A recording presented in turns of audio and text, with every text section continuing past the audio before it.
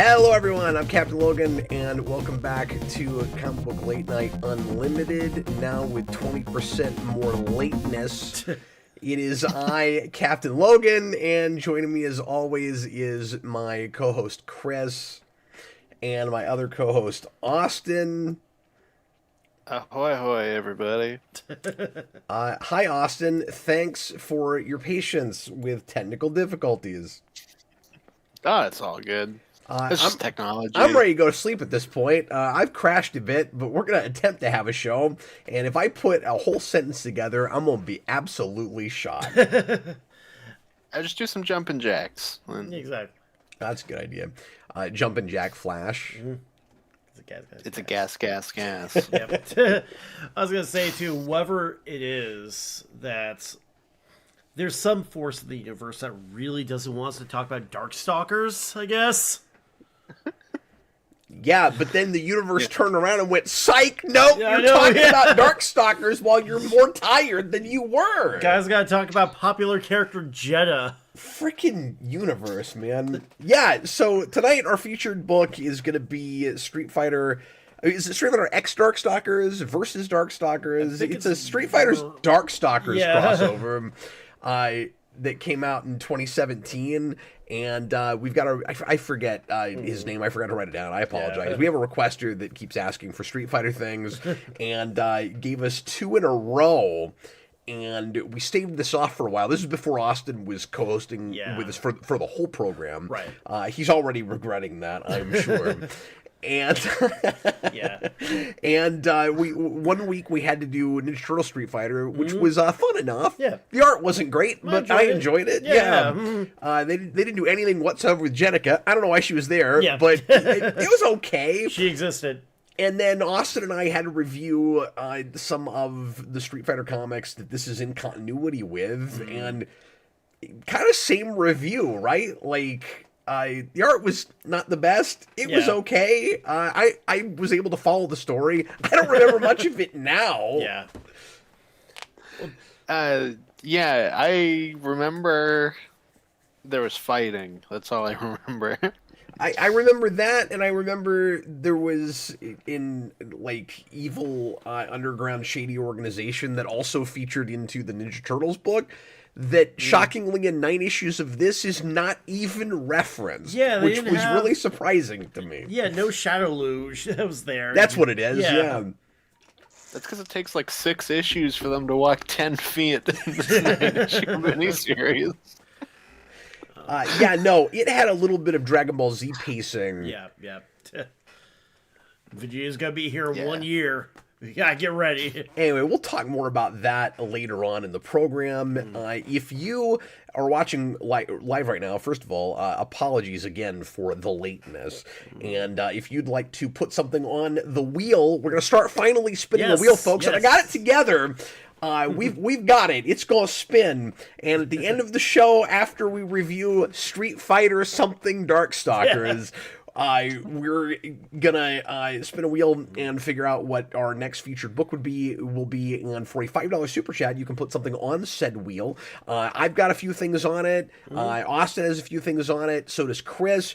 And then we've got one request so far from the audience. We used to take super chats just to pick the very next thing. Now we're going to do a wheel spin because we have, just in case you've not heard about this yet, because we have merged together our 2 comic programs into one, and that makes it go a little longer, but it's more efficient for my schedule during the week. And so now we do a vault at the end of this instead of a vault all on its own. And Austin and I and Chris still want to get to pick some of our own stuff for vault. So the nice thing is you guys can also put things on the vault from any period in time whatsoever. It doesn't have to be in the last few years. If there's something from the Marvel in the 60s, if there's a golden age thing you want to, we'll review something from any era. If somebody did a comic strip on a cave wall, you can request that. Don't say that. Man. Don't say that. Because I had to veto webcomics last time. Don't say that. I love Buffalo Gets Hit by Spear. That is just a classic. That's a classic. Deserves an Eisner. Dude, issue number 30? Hell yeah. Yeah, they had to veto webcomics because I'm sitting on Achewood right now. It's like I get to teach Cap about the great outdoor fight. I don't actually. Nicholas Bodo, were you the requester for Darkstalkers? Because if not, I'm really shocked that somebody else knows who Jita is.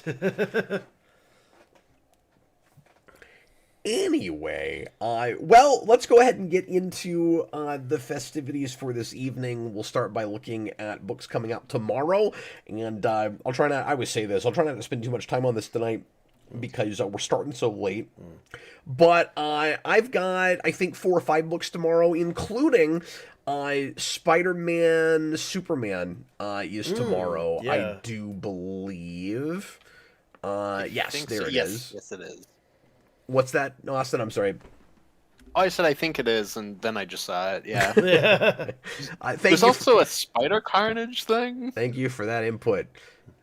Were you talking about the cover for the Amazing new 27? Yeah, that's the end of that arc with Torment, whatever that's called.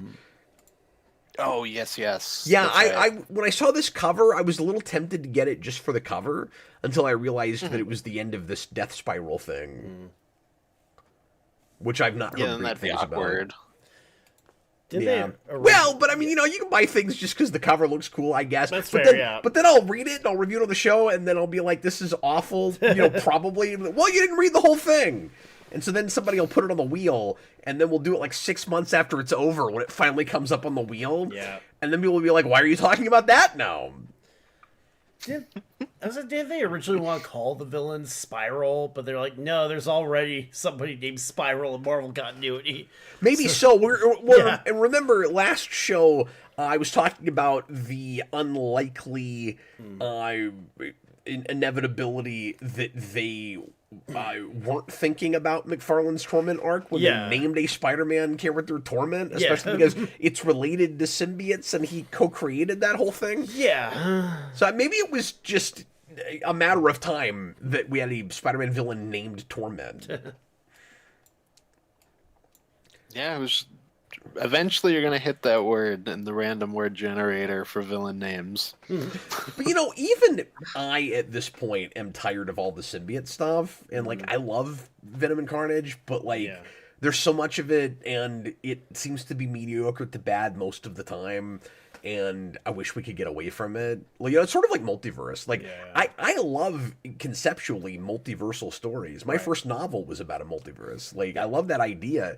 I'm as sick to death of multiverse as everybody else is. Yeah, I mean that's basically Marvel's entire phase. I can't remember what phase we're on now too. When you can also get both of those because we're also doing annual Venomverse books, even though we had the death of the Venomverse like 3 years ago. I'm honestly shocked that we haven't done verses for a lot of other Spider-Man things at this point. Austin suggested Carnage versus coming, and I think that's right. I think we'll get that. Goblinverse, I think, would be the next one. Say it again. But I said I feel like a Goblin verse would be like the next Goblinverse, one. Oh, yeah. sure, yeah, maybe so. If we But I'm surprised with the popularity of Spider-Verse and certain characters that we can't get away from. I'm surprised we haven't done a Gwenpool, or not Gwenpool, like a Gwen Stacy multiverse. Well, if we did have a Carnage verse, we would truly have the maximum Carnage. Well, they would have to get the word maximum in there. They'd have to somehow. get there. Yeah, it's no, we have an infinite number of the plural of carnages.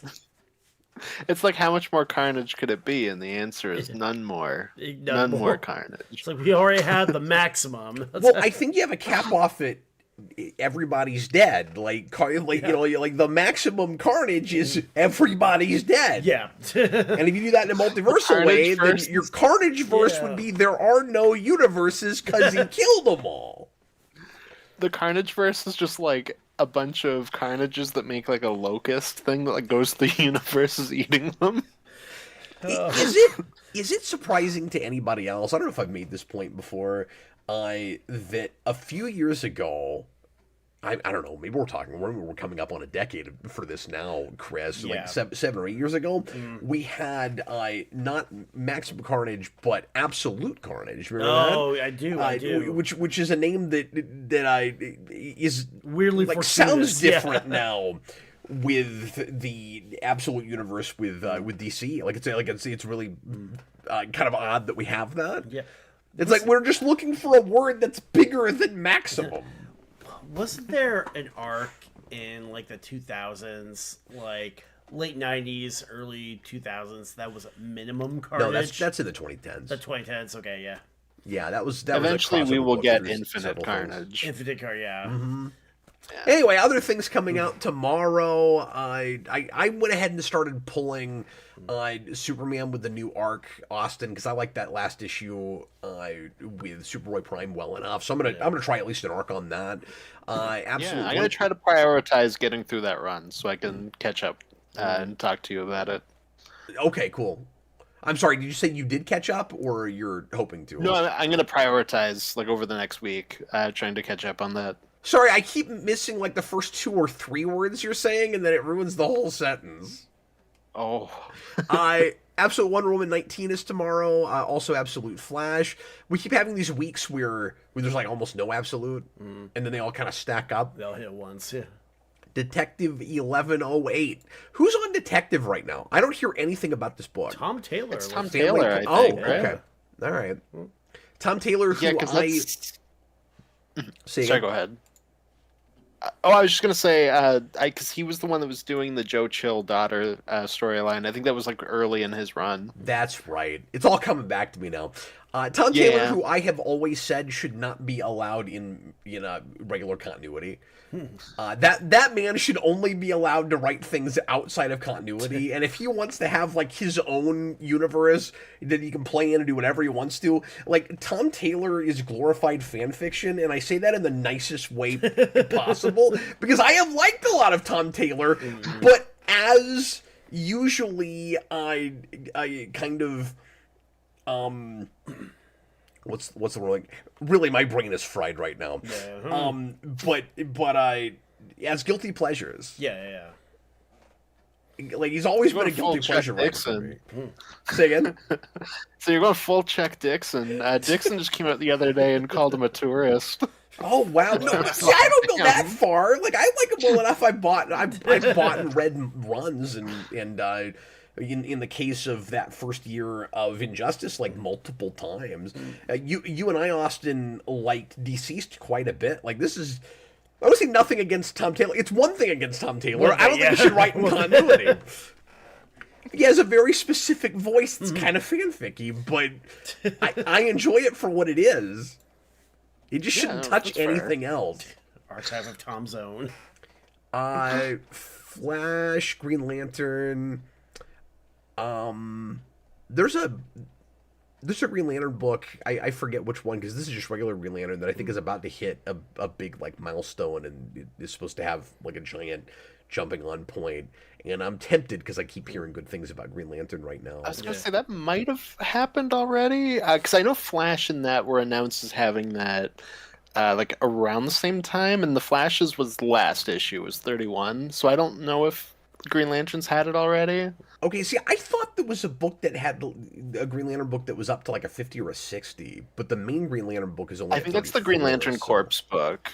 Yeah. Okay. I think it's that one. Speaking of corpse, here's Exquisite Corpses. We have exquisite Green Lantern corpses. That was called Blackest Night. Oh, that's true. That's true. Infernal Hulk, Void Rivals is tomorrow. Austin, you're still on Void Rivals, yeah? Yep, yeah, I've got 28 to talk about tonight. Oh, good. Wolverine. We have yet another Moon Knight series, folks, that will go 8 issues, I'm sure. It's made it to 3. I'm impressed. Wade Wilson, Deadpool, Rogue. I did not try out that Rogue book. I ended up on Psylocke instead. It's been fine. It's been oddly focused on other characters, though. Like, Jubilee just takes over that book. I mean, Jubilee was a big part of the original origin story, too. Just, it was like a Wolverine. Well, that makes sense. And Jubilee and Wolverine are both there. Yeah. But it's doing that thing where it's ostensibly a solo book for an X-Man, and then it just turns into an X-Men book. Yeah. And you're like, well, then why didn't you just make this an X-Men book where she's the main character? Yeah. What is even the difference? Yeah, no kidding. I also forgot that Sentry just got a new book. Yeah. I haven't heard anything about And that. that's I didn't even know. And that's by the original creator, because when they announced it, I was like, oh, that's cool. Oh, yeah. That they let him come back to do Oh, it. that's cool. It's Paul Jenkins. Paul Jenkins, yeah. And I don't know that artist right off. I don't even know offhand now. Yeah, it does seem like Yeah. the best stuff going at Marvel right now are these kind of odd side books that Marvel doesn't seem to be, controlling that much. Yeah. Like, they seem to just let these guys go off and do whatever they want to,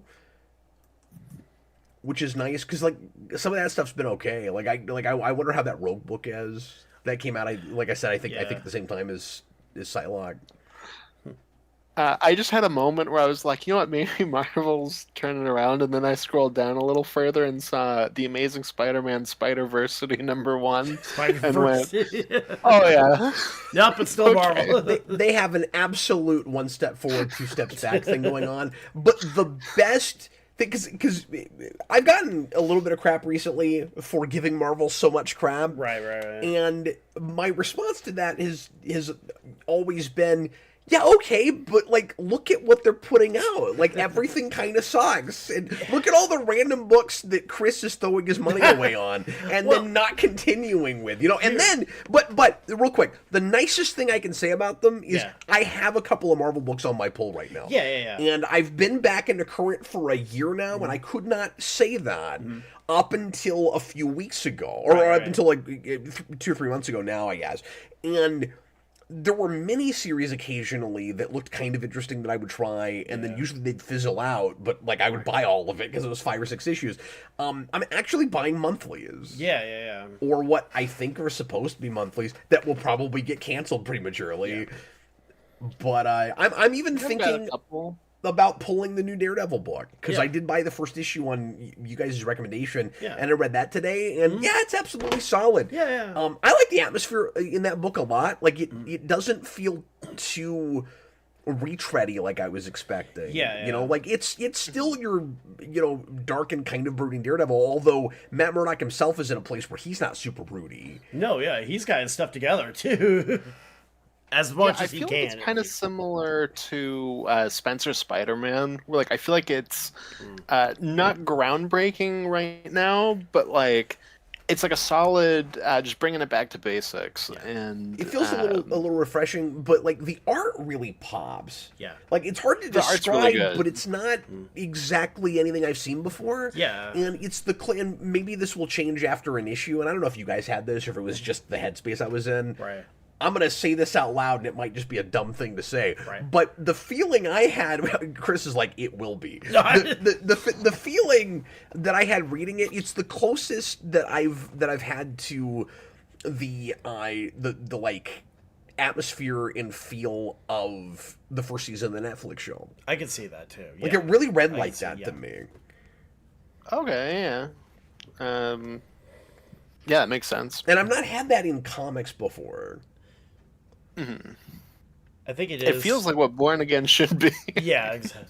I was going to say, I think if we want to talk about Marvel and where they're kind of focused on and what's actually good there, when the most visually interesting book that I've seen from them recently was Wonder Man, when I'm excited about a Wonder Man book... I mean, I know there's a show. I've heard great things about the show, but like, it's still Wonder Man. Yeah, I've heard okay things about that too, and I haven't bothered with it because I keep forgetting it exists. I had I kind of want to give that first episode a try. Though, like, people liked it. Yeah. I think 5 people remembered it happened and watched it and enjoyed it, but the rest of us haven't bothered with it because we forgot it was there. I knew somebody who watched the show with like his wife, and occasionally they'll talk about when they watch Marvel stuff. She'll be like, okay, what's that? This is gonna be like a Breakfast at Tiffany's thing where Wonder Man is the one thing they've got. I guess so, yeah. Well, what's funny too is that I guess they watch Wonder Man. The guy's wife goes like, "So what's Wonder Man's deal in the comics?" He's just like, "You know what? You're good. You're fine. Don't worry about it. You're good." The most important thing to come out of Wonder Man is the Vision. Yes, pretty much. We had a trivia card game, like a Marvel Comics trivia game that would ask questions like, "What is the color of such and such character's eyes?" Yeah. And my wife prided herself on remembering, because the same card would sometimes come up, remembering the color of Wonder Man's eyes. And then she would win games because she remembered that. Gotta come into the clutch there too. You never know. You never know when it comes up. Eyes. She's like, file that away. Yeah. So she's got like a Rolodex in her head of the colors of Marvel characters' eyes. Anyway. Well, she's working up to doing a parody of Betty Davis eyes, but Wonder Man's eyes. I don't know how well that'll fit, but you got those Simon William eyes. Image is putting out a book tomorrow, #1 called Corpse Night, which is Michael Chavez. Do we know this guy? Don't know that guy, fan, no. And artist Matthew Roberts. Is that who I think that is? Hold on. As war ravages France, a young girl named Foy lives in relative peace with her father until tragedy strikes. As Foy struggles to fend for herself, she's granted a miracle. Her father returns from the dead to protect her and looks vaguely like medieval Spawn. Now they embark on a sacred quest confronting murderers, wild animals, wandering armies, and black magic, but all at the same time, plaguing the countryside, Chris. There we go. As Foy comes face to face with the dark side of miracles and the secret of the corpse night, she must question if the man by her side has always been a monster. When I saw this cover, I immediately thought it might be another Spawn spin-off book, and the premise of it sounds very Dark Ages Spawn to me. Yeah. So I had just seen the cover and knew that the artist for it was the artist for the Creature from the Black Lagoon Skybound book, so I was kind of interested. The writer is the director of the last two Conjuring movies, The Nun 2 and The Curse of La Llorona, which are all atrocious. So you're going to run out right away and buy that. But maybe he'll work better as a comic artist, a writer. Sorry, Yeah. I don't know. But those movies are bad. So you're not in a hurry to try that, is what you're saying. No, but I was kind of interested just based on the cover. So maybe I'll give it an issue. Me too, We'll because I see. really like it's medieval Spawn and Dark Ages Spawn. Yeah. Maybe it'll turn me around on that guy. Maybe I'll be like, you know what? Hollywood chewed you up and spat you out, but you can't do good things. You can never be completely sure with Hollywood projects. And how much of it is studio interference and how much of it is other people having to come in and rewrite, and it's such a collaborative medium. But the nice thing about comic, well, I can't even say that. Yeah. The nice thing about something like Image is that if this guy comes in and this sucks, you know he's not a great writer. Yeah. Or at least then you can kind of question his track record. Right. From what Austin is talking about, okay, then those movies might not be good because of that. Yeah. But when you're talking about Big Two and there's a lot of editorial oversight and stuff, then you end up with the same problem you do with you have with Hollywood. You can't always blame the obvious example that we always go to is you can't blame JMS for One More Day. Yeah, right. Et cetera, et cetera. There are lots of bad stories with good writers' names attached. Yeah.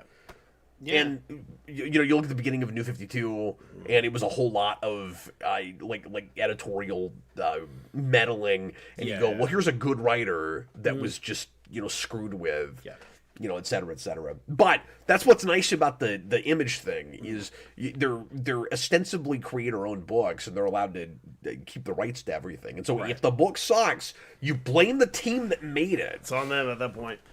Well, I know what's his face, Eric Kripke, that did Supernatural, did like a whole episode just venting about the studio involvement with like the Boogeyman movie, because he'd written the script, and apparently, I guess that the studio got involved, and it was like unrecognizable by the end of it.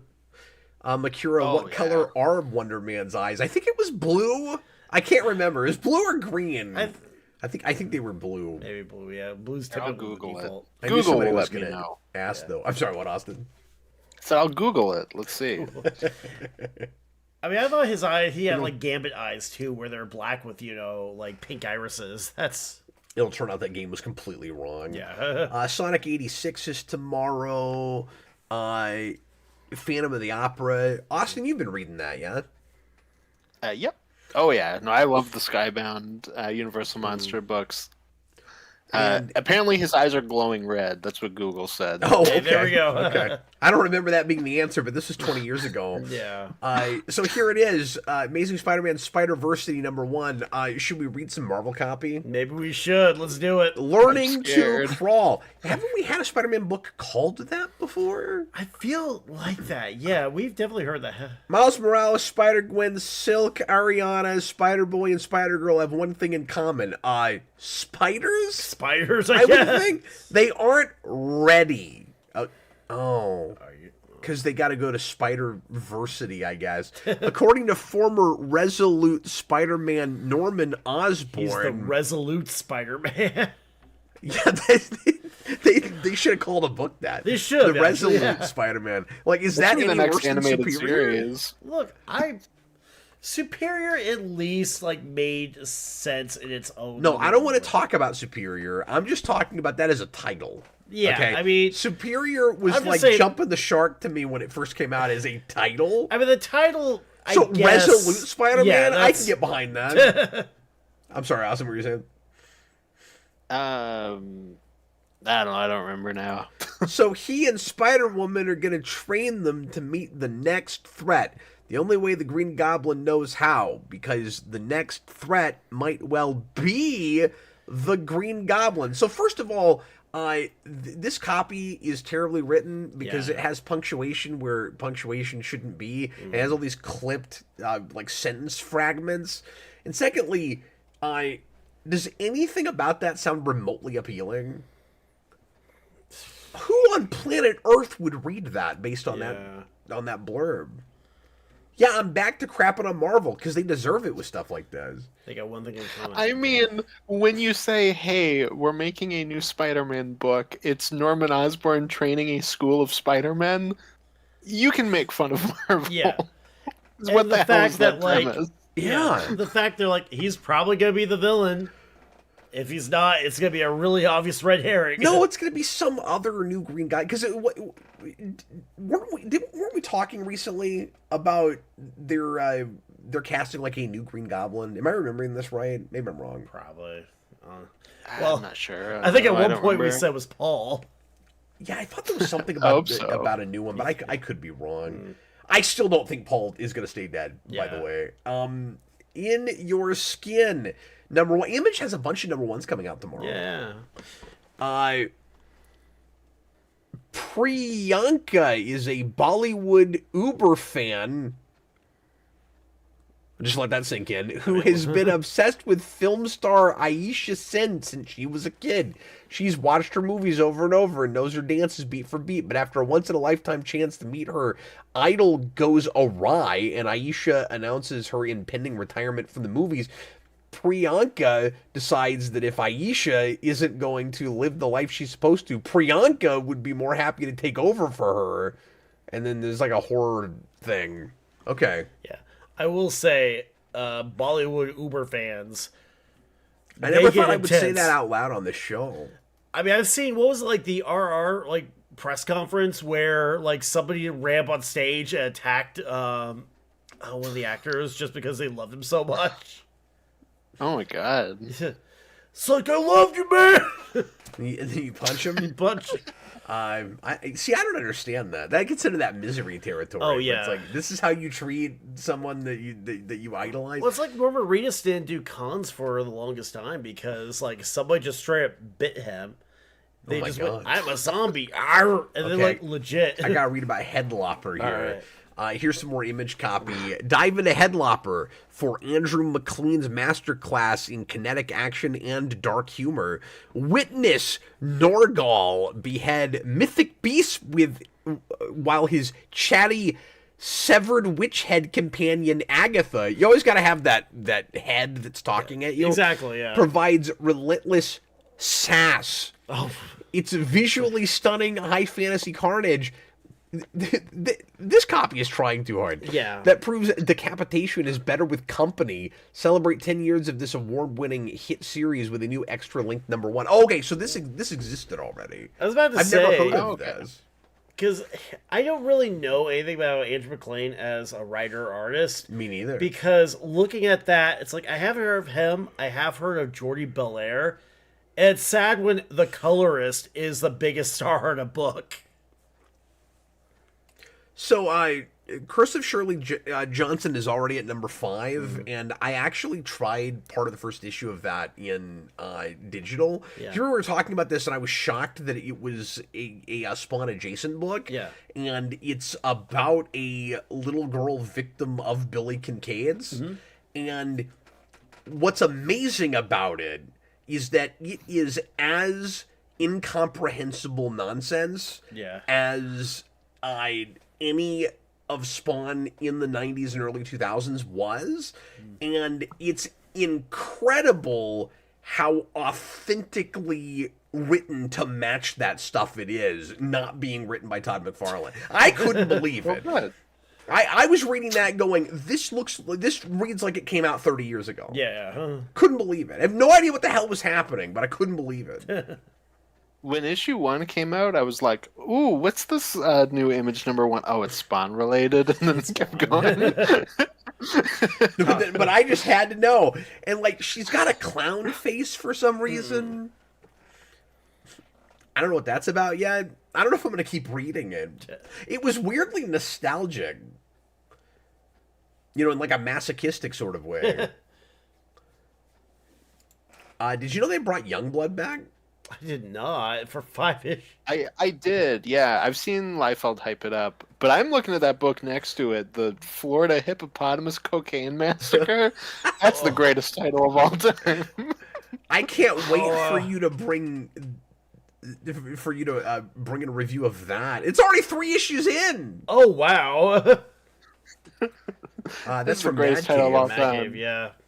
Was it Mad Cave that recently announced a bunch of layoffs? I'm not sure. And I know, Maybe. by the way, Marvel did too. Yeah, Marvel just slashed, like, what was it, 8% of their staff or something? Oh. Disney in general just had a ton of layoffs all across the Yeah. board. Or maybe I'm conflating it with Disney in general, and Right. then Marvel was also part of that, maybe? Well, yeah, Disney. I know at least Marvel Studios was hit really hard in that. Okay. I don't know about the comic I don't know side. about the comic side. Yeah. Apologies, because this is one of those cases where, like, I saw headlines and I didn't delve further in. Well, like Disney. Well, and specifically, too, Cap, it was the art department, so that's easy to go, oh, Marvel cuts art department. You go, oh, like, that's the comics. Now, I remember that as a separate... I think it's like Yeah. I saw a Okay. video from a comic channel Right. that I didn't actually Okay. get a chance to look at the video for. That was like... Well, maybe they did. Something, I don't know. Disney is slashing things. Here's what it means for the comic side that I didn't actually look Yeah, at. because it was their entire like visual department. They slashed like everything with the exception of like a skeleton crew that's gonna work on like a 4 contract basis. And I know part of it too is they want to use like AI for a lot of like Marvel stuff now. And one of the guys was talking about how like, yeah, the room I got fired in had a mural that I designed. It's like that has to suck. Oh, that sucks, man. That sucks hard. One of the guys they fired was, I think his name's Andy Park. He's been like one of their concept guys, like going all the way back. Like Yeah. when like when they put out that box set of Phase 1, and it was like, here's the stuff we're working on next, and it was like all the artwork was like that first look we got at Guardians and whatnot. Yeah. It was all bad guy, and like he just got laid off. Yeah. It's crazy. And when Disney's laying off people for AI, Yeah. people don't get to make the argument that it's never going to replace people anymore. Right, Like, no. like we got to stop it with that. Yeah. Because it clearly is already happening. Like, I'm already seeing 100% AI generated commercials. Yeah. And like local commercials. Coca-Cola's made some. And also, countrywide commercials. Yeah, and like I met there's somebody the other day that had a AI posters all over their main living room. yeah. And some I was people like, think wow. that it's kind of just a fad and that people aren't going to accept it because it looks so fake and awful. But Yeah. it's only going to improve, and it's only going to get harder to be able to sniff it out for like just the average person. Yeah. That doesn't have that keen of an eye. Yeah, and then yeah, maybe yeah. eventually everybody. But then the other thing is, if companies can do things for free that they otherwise used to have to pay somebody a living wage salary Yeah. to do, they're not going to care that some people are irritated by it. Yeah, I mean, CEOs Because you can cut a lot of costs. Yeah, and CEOs love especially it, in the period we're in right now, where prices are rising or have been rising anyway. I think there's some leveling off happening for everybody, including big corporations. So we're all trying to cut costs in various places. Yeah. and I'm not taking up for companies for doing that. I'm just saying they're clearly going to keep doing it. I mean, yeah, CEOs, What is their incentive? What is their real incentive not to? I mean, CEOs love AI because again, it's cheap, and that's why you're seeing like the guy from Microsoft be like, "Hey guys, we need to stop calling it slop." It's like, well, no. Yeah, but it is. It is. And yeah. If you, and then, sorry, I'm just getting on a tirade about AI again. We'll move on to books here in a minute. But the third thing is, there are way too many people. Forget the people that are complaining about it. Yeah, There's way too many people that are just straight up accepting of it. Yes. Yeah, and that can't, and that already can't tell the difference. Yeah. Even though it clearly has so much improving to do. I can't tell you the number of times that I've seen clearly AI like 10, 12-second videos on Facebook that are like, here are these two actors that you never thought would be at a con together that are taking a picture or on stage together, and they're not. Yeah. And it's obvious they're not. And then so many of the comments are, wow, I can't believe this happened. Yeah. And it's like, but it didn't happen, though. Yeah. I mean, you're seeing that too. I keep getting in my feed now AI videos that are like, look at the cast for this new reboot thing. Yeah, I was about And to say that. And I always watch them whenever I see them because there's always just a very goofy one that's The Rock. Like there was one that was Family Guy, and it was like, like this comedian, and then The Rock is Stewie, like the baby. Yeah. It's like beautiful. I love it. But yeah, no, it's bad. It's rough. There's like the weird ones too, where it's like actors from the 70s, and then like they'll always have like the guys who died come in like a white suit with like wings, and it's like, that's creepy. Don't do that. Yeah. That is.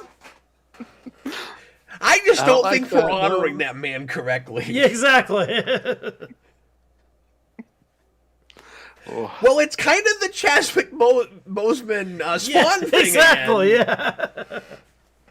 All right, let's. At least they're an angel there. At least that's true. They're not the literal hellspawn. That's true. No, that's a step Chadwick up. Boseman's Spawn exists in the same world as Shirley Johnson or whatever. Yeah, Oh. that's true.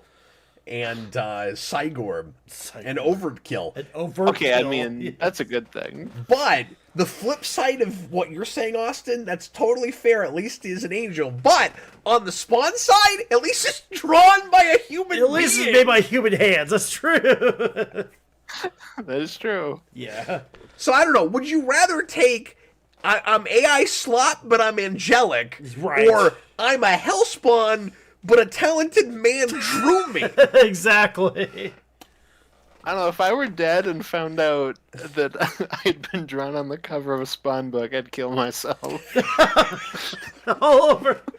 You come back from the All dead just over to kill again. yourself. All The way we honored Austin is we put him on the cover of a Curse of Shirley Johnson book. Austin, you're back, and Exactly. you got Issue gun. 100. Austin, why do you have a clown face? I don't know, and I'll never know. Something. But here I am. Hey, Austin, let's talk about books we read over the last couple of weeks. Shall we? Last week, Let's do I it. did not... Let me say this real quick. I didn't actually make it to the comic shop last week because I only had like 1 or 2 books on my pull, and I figured I would just get them when I came in next time. And then yesterday, I found myself... Because my shop is closed on Monday, Tuesday, so I couldn't go get them, and I went... I'm an idiot. Because I didn't go to the shop, I don't have my books to talk about. So I have my books for the week before, and I did go ahead and read Absolute Batman 19 in digital. So I don't have it physically, but I will make a couple comments about it when we get to my turn. But Austin, do you want to start with the couple of things that we have together? I think we've only got 2 books together. Yeah, we can do that. I'm not sure what we have together. I think it's just Transformers and Iron Man. Yes. Because Yeah, you're that not looks like reading that's what it Absolute is. Batman right now, and if there was an Absolute Superman, I'm not caught up. But I don't No, there wasn't. think that's come out yet. No, I think that was the beginning of this month. It's either that or it's in like 2 weeks. I can't remember. Well, yeah, maybe it comes out. I think the new one comes out next week, or the week after. Yeah, it's something. I can't remember offhand. I'll try to catch up, at least with the current arc, kind of like I did with Wonder Woman, where I'll have missed some stuff from before, but I'll at least know enough that I can keep up with it, and then eventually I'll read back up to all of it.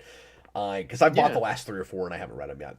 But let's go ahead and tackle Transformers 31, the big Megatron issue, with a fill-in artist, because we have lost Dan Mora now. Oh no. Well, I mean, he's not dead, but he's not. We just saw him. But he's not trying. What happened in Kansas City? Chris is like, I just saw an AI video with him with wings. Okay. That was how I found out. That's what I found out. See, this is my point. Okay, we can't be gullible when we're seeing AI videos. Exactly. Yeah. But anyway, Austin, what do you think of the art in this? First of all, with this fill-in artist. That was pretty good. He's the same guy that did 19, and when 19 first came out, I wasn't digging it. But when I went back to it, when we reviewed it, I liked it a lot better, and then I like it here. That's exactly what I had actually with this, because I didn't remember that he had filled in. What happens in 19? Do you remember? So this is a direct sequel to 19. 19 is that Megatron issue where he's being tortured and going it through the is. trials. Well, that's Yeah. pretty cool that they had the same fill-in artist come back and do that, where it's like there's still a consistency in those stories. That's unusual. Yeah, I thought that was neat that they brought that guy specifically back for this issue.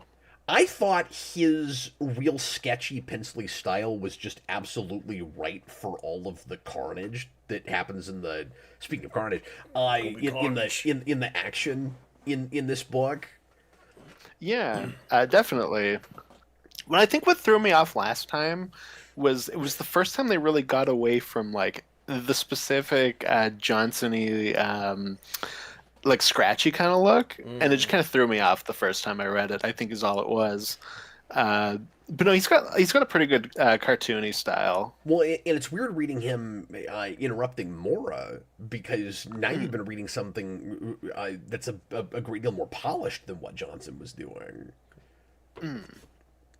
Yeah, exactly. And so But by it doesn't feel contrast, as this much of looks a more jump. like Johnson compared to Dan Mora. That's true, yeah. Oddly, it might be somewhere in the middle, like between the two of them.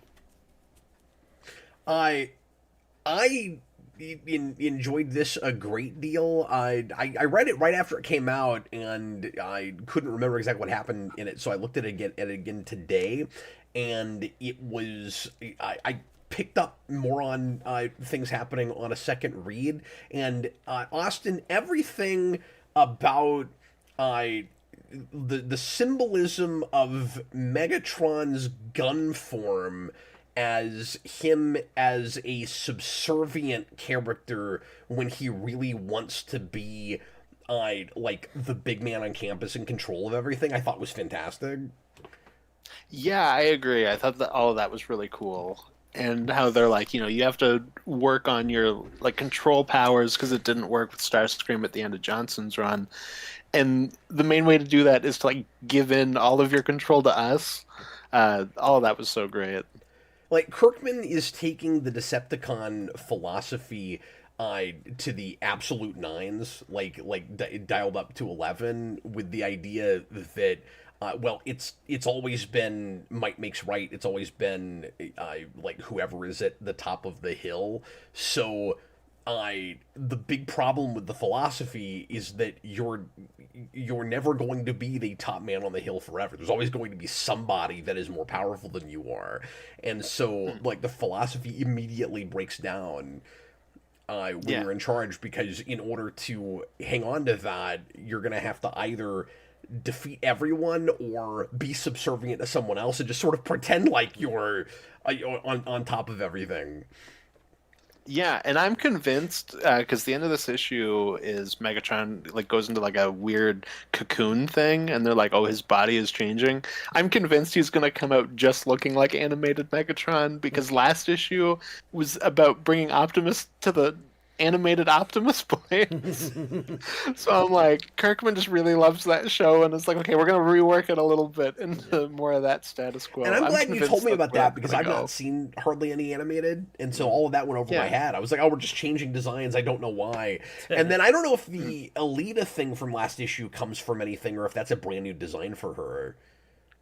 The Alita thing itself, I think, is very much its own thing, as far as I know. But because the way Optimus isn't the leader is that Magnus is the leader. Yeah, and here we did it with Alita, and we've if you missed the last issue, spoilers for that, but we've made her a Prime now. And as Plushie DX says, that was real divisive. I've not been looking at a lot of online stuff the last couple of weeks. I've been kind of blanked out, but I heard a little bit about people up in arms about it for some reason. I thought it was really compelling. And it read to me like all roads were kind of leading there. So like I didn't have any. I don't know, like, did it bug you, Austin, or are you on the other side of this? Because I was really just kind of rolling with it, and kind of just, I want to see where it goes. Like, it didn't even occur to me to have any judgment call about it. My only thing, and this is just a me thing, I hate Optimus Prime with a mouth, so the fact that we change it to that did kind of annoy me, but that was the only thing I was frustrated with. But I also feel like it'll probably have the animated thing where it's a mouth and then it like folds in when he goes into combat. Well, that's hilariously superficial, Austin. Well, it's super superficial, but I don't know, it annoys me. Optimus Prime should not have a mouth. Honestly, and he's not the only one with a face cover, so I mean, you had like Beast Wars with Optimus Primal, where that didn't bother me as much, because I guess it was a different character where like he had the faceplate, but there was like a hole in it, so you can see his mouth. Yeah, but and animated's like the first show after the movie, so like there's certain things that are taken from the movie, and that's obviously one of them. Taking that aspect. I don't know, Cap. I got a lot of opinions on Optimus Prime's faceplate. Oh no, that's really cool. I wondered if you were having any of the issues any of the more substantial story issues. No. On the story side, I'm fully with it. I'm fully with it on that end. Like I said, that's my only complaint with 30. I just love the whole ethical conundrum of it. Where I cannot decide who exactly is in the right on that argument. And then it's fascinating to me that the Matrix chooses her side. Like, I don't even know what to do with that yet. Where it's like, it's almost like the powers that be, like the greater powers that be of the universe are saying that Alita is more right over Optimus, and we've gotten things very much from his perspective, and the reader, I would think, more or less would be more on his side through most of it. But some of that also is we're humans, and he's here to protect us, so we kind of have a bias with that, where it's like, yeah, thanks, Optimus, for abandoning your home to help ours, which is how she looks at it. But then from his perspective, it's, well, we're responsible for this mess, and so we've got to. Like it's not fair what our people are doing to Earth, so we have to get rid of the Decepticons here before we can really like even worry about Cybertron. And so like both of those sides are real understandable. Yeah. No, and I think what it's gonna do, because the Matrix, of course, is like a Cybertronian thing, and because we also find out that Megatron has like the anti. Matrix, basically. Yeah. In this new issue, he's got the Matrix of Oppression. It's called.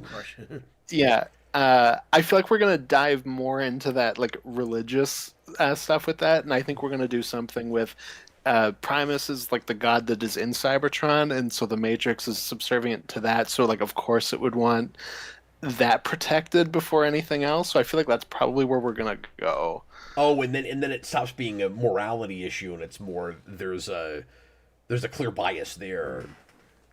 Yeah, I feel like that's what it's going to do with that, but we'll see. Because I do think like Optimus is, I would say he is more. I want to say morally upright, but just in the sense that Elite has become much more jaded. But like I feel like that's why the Matrix would choose her over him in that scenario. And especially, like I said, with what we're doing with Megatron, with his evil version of a Matrix, and bringing in the Fallen, who is one of the original Primes that like fell off and is basically the whatever that angel is. I'm not religious, so I don't know the name. But like the Fallen Angel kind of thing. Like I feel like we're gonna go into a more religious direction with some of that stuff. So I don't know my Transformers well enough to even picked up on who that character was. Like you mentioned, I read it a second time. I still didn't see the name anywhere. They don't mention that. They only say Megatronus, which is the Fallen. That's what that is? Okay. So that's the one, if you remember in Transformers 1, that's the cog that Megatron takes. That's like the dark one. And his kind of classic thing is his face is the Decepticon symbol. Because until we got to that, I was really expecting this is just how we're doing Galvatron, and now I don't think that's what it is. No, same. Because we both were like, well, obviously it's Unicron when we reviewed that story arc for 19. Yeah, and I think there's even some place in another book where I can't remember where it was, if it was that G.I. Joe mini we did or something where I thought Unicron was also in the background. But maybe that's what I'm thinking of. I thought there was like a way earlier Skybound thing where it's like, oh, there's Unicron. Now I don't know if we've ever had Unicron. No, they're saving it up for something big. Yeah. There's been a couple things where I'm like, okay, it's going to be in Void Rivals, it's coming. Okay, no, it's not. Okay, it's coming in Transformers. Here it is. No. He'll show up in Mask. But does that mean that the Quintessons have been working for Megatronus, or do we think they're still working for Unicron? It's possible that Unicron is still connected through Megatronus, maybe. It's hard to say. But the Quintessons normally are the ones that make Unicron. Well, depending, like, there's kind of difference with the whole Matrix of Oppression idea and the there's always a bigger fish notion. I kind of like the idea that we're treating Megatronus like it's Unicron, and then we'll eventually have Unicron. There's even something above that. Well, especially if we're doing that religious thing I'm talking about, because Primus is God, Unicron's the devil. The Fallen is your fallen angel, who then goes to the devil side. Like, they could be doing a whole like big religious allegory thing with that, which is what Furman did back in the day at Marvel UK. And then Megatron turns into yet another Spawn done better than Spawn. Yeah, exactly. Well, he's the Redeemer. Yeah. No, I'm being stupid. He's not. No, he's not. He would still be Spawn because Megatronus is the devil. Just said that. No, you're good. Someone needs to make Chadwick Boseman RF as like Chadwick Boseman is Galvatron. Yeah, exactly. No, I just don't think we're honoring this man correctly. Nicholas Bodo. Alpha Boseman. What if Megatronus and Unicron are working together? Well, I'm suggesting that Unicron could be even the thing above Megatronus. Yeah, absolutely. Either he's pretending to be the be-all end-all and is like, you must be subservient to me, you're going to have to go through, 10,000 trials before you finally, submit, or I will just destroy you. And then either it turns out that Unicron is above him and he's just pretending like he's the one on the top, or he doesn't even know about Unicron yet, and Unicron will show up to then oppress him. I can see that going either way. Well, and specifically, the way we show the Matrix of Oppression is it's purple, which looks like Dark Energon. And when we do that, it's usually Energon is the Primus fuel, Dark Energon is the Unicron blood. So it could very well all just be connected. Braden Alita is Redeemer. Well, Alita could be Angela. Yeah, because you can have both. You can have your Alita and then in the same way as you can have your Spawn and your Violator. Mm-hmm. I'm starting to feel like I relate everything to Spawn in the same way I do with Star Trek. It's like I bring up Spawn too much, just like I bring up Star Trek too much. You need Spawn Kirk. Absolutely. Okay, let's move on. Austin, talk a bit about Iron Man number 4. Yes, Iron Man number 4 is about Tony escaping from AIM and trying to save everybody, which doesn't go especially well. Meanwhile, the Fixer is like, hey, Madam Mask is trying to find the new Tony Stark, but gosh darn it, I'm cooler than Tony Stark. I can build something cooler than him. And, I thought this issue got quite a bit done.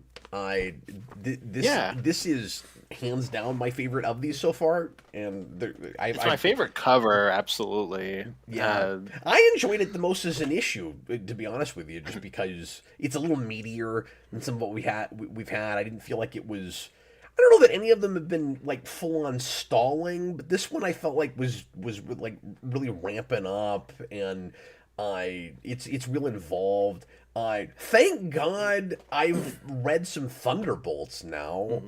Just the timing of this is crazy. Like, I'm shocked by how much Thunderbolts is in this. With like the new Citizen V and with the Fixer. Like, I didn't know who the Fixer was before I read Thunderbolts. Yeah. Also, we talked about kind of losing that MCU Tony Stark voice. I didn't have that at all in this issue. It's totally gone. That. It's almost that's like what I felt too. Yeah. It's almost like Williamson started with it to grab people, which is a weird approach because that's like the main thing people complain about with Comic Book Iron Man. It's either that happened or he's like found his own voice with it now. Yeah. And he was maybe it's either that or maybe he was trying to get in new people, like start in with like more of that there so that people who aren't big Iron Man readers come in and they're like, oh, I recognize this. And then by issue 4, when it's not there anymore, you've just been reading it. Like you've already been hooked in, maybe. It's hard to say. I thought, I won't give it away, I thought the ending of this was real sad and tragic, and I did not see that coming at all. It was out of nowhere in the best possible way, like really blindsides you. And they've shockingly made me care enough about this kid that Iron Man accidentally got in this situation, giving him the Tony Stark award that he somehow thought was going to go to him in the first place. I still don't understand that. I don't know. No, he reminded me, and it might just be because he kind of looks like how he looks now, but he reminded me a bit of the kid relationship in Iron Man 3. Yeah. But yeah, I thought all that stuff was really good. I like Tony trying to escape from the second cave, basically, and all he has is Mysterio's technology, and he's like, Mysterio's just a special effects artist, like, I can do like way better stuff with his tech. Yeah, and than then he can. makes himself a green suit with a dome head just because it's Mysterio technology. Yeah. Yeah, exactly. So no, I like this issue quite a bit. Yeah, I don't know how to feel about the last page. Again, I won't give anything away, but there's sort of a character reveal that is very like 90s Marvel to me in maybe the best way or the worst way. I can't decide yet, but like I don't know, the 90s kid in me is really enjoying this. I like it's this kind of weird mix of like modern storytelling with like kind of more 90s early 2000s like Iron Man trappings, at least from what little I've read. Yeah, no, it's kind of a blend of a bunch of stuff, which is cool. I don't know, it feels like he's writing it specifically to me, and I'm enjoying that. Well, and I'm having that a little bit as not an Iron Man fan, where like this is the kind of thing that I want that will actually get me to buy Iron Man on a monthly basis. Like I don't know that it has the makings of a seminal run, but it's a book that feels like the best way I can put this, and this is just a very very like on a selfish note, is it feels appropriate for my collection. Like I feel vindicated after this issue that I'm purchasing this and not just reading it in digital.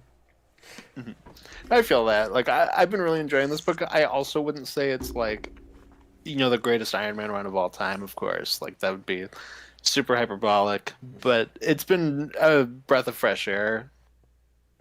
And Williamson is one of those writers that's just solid.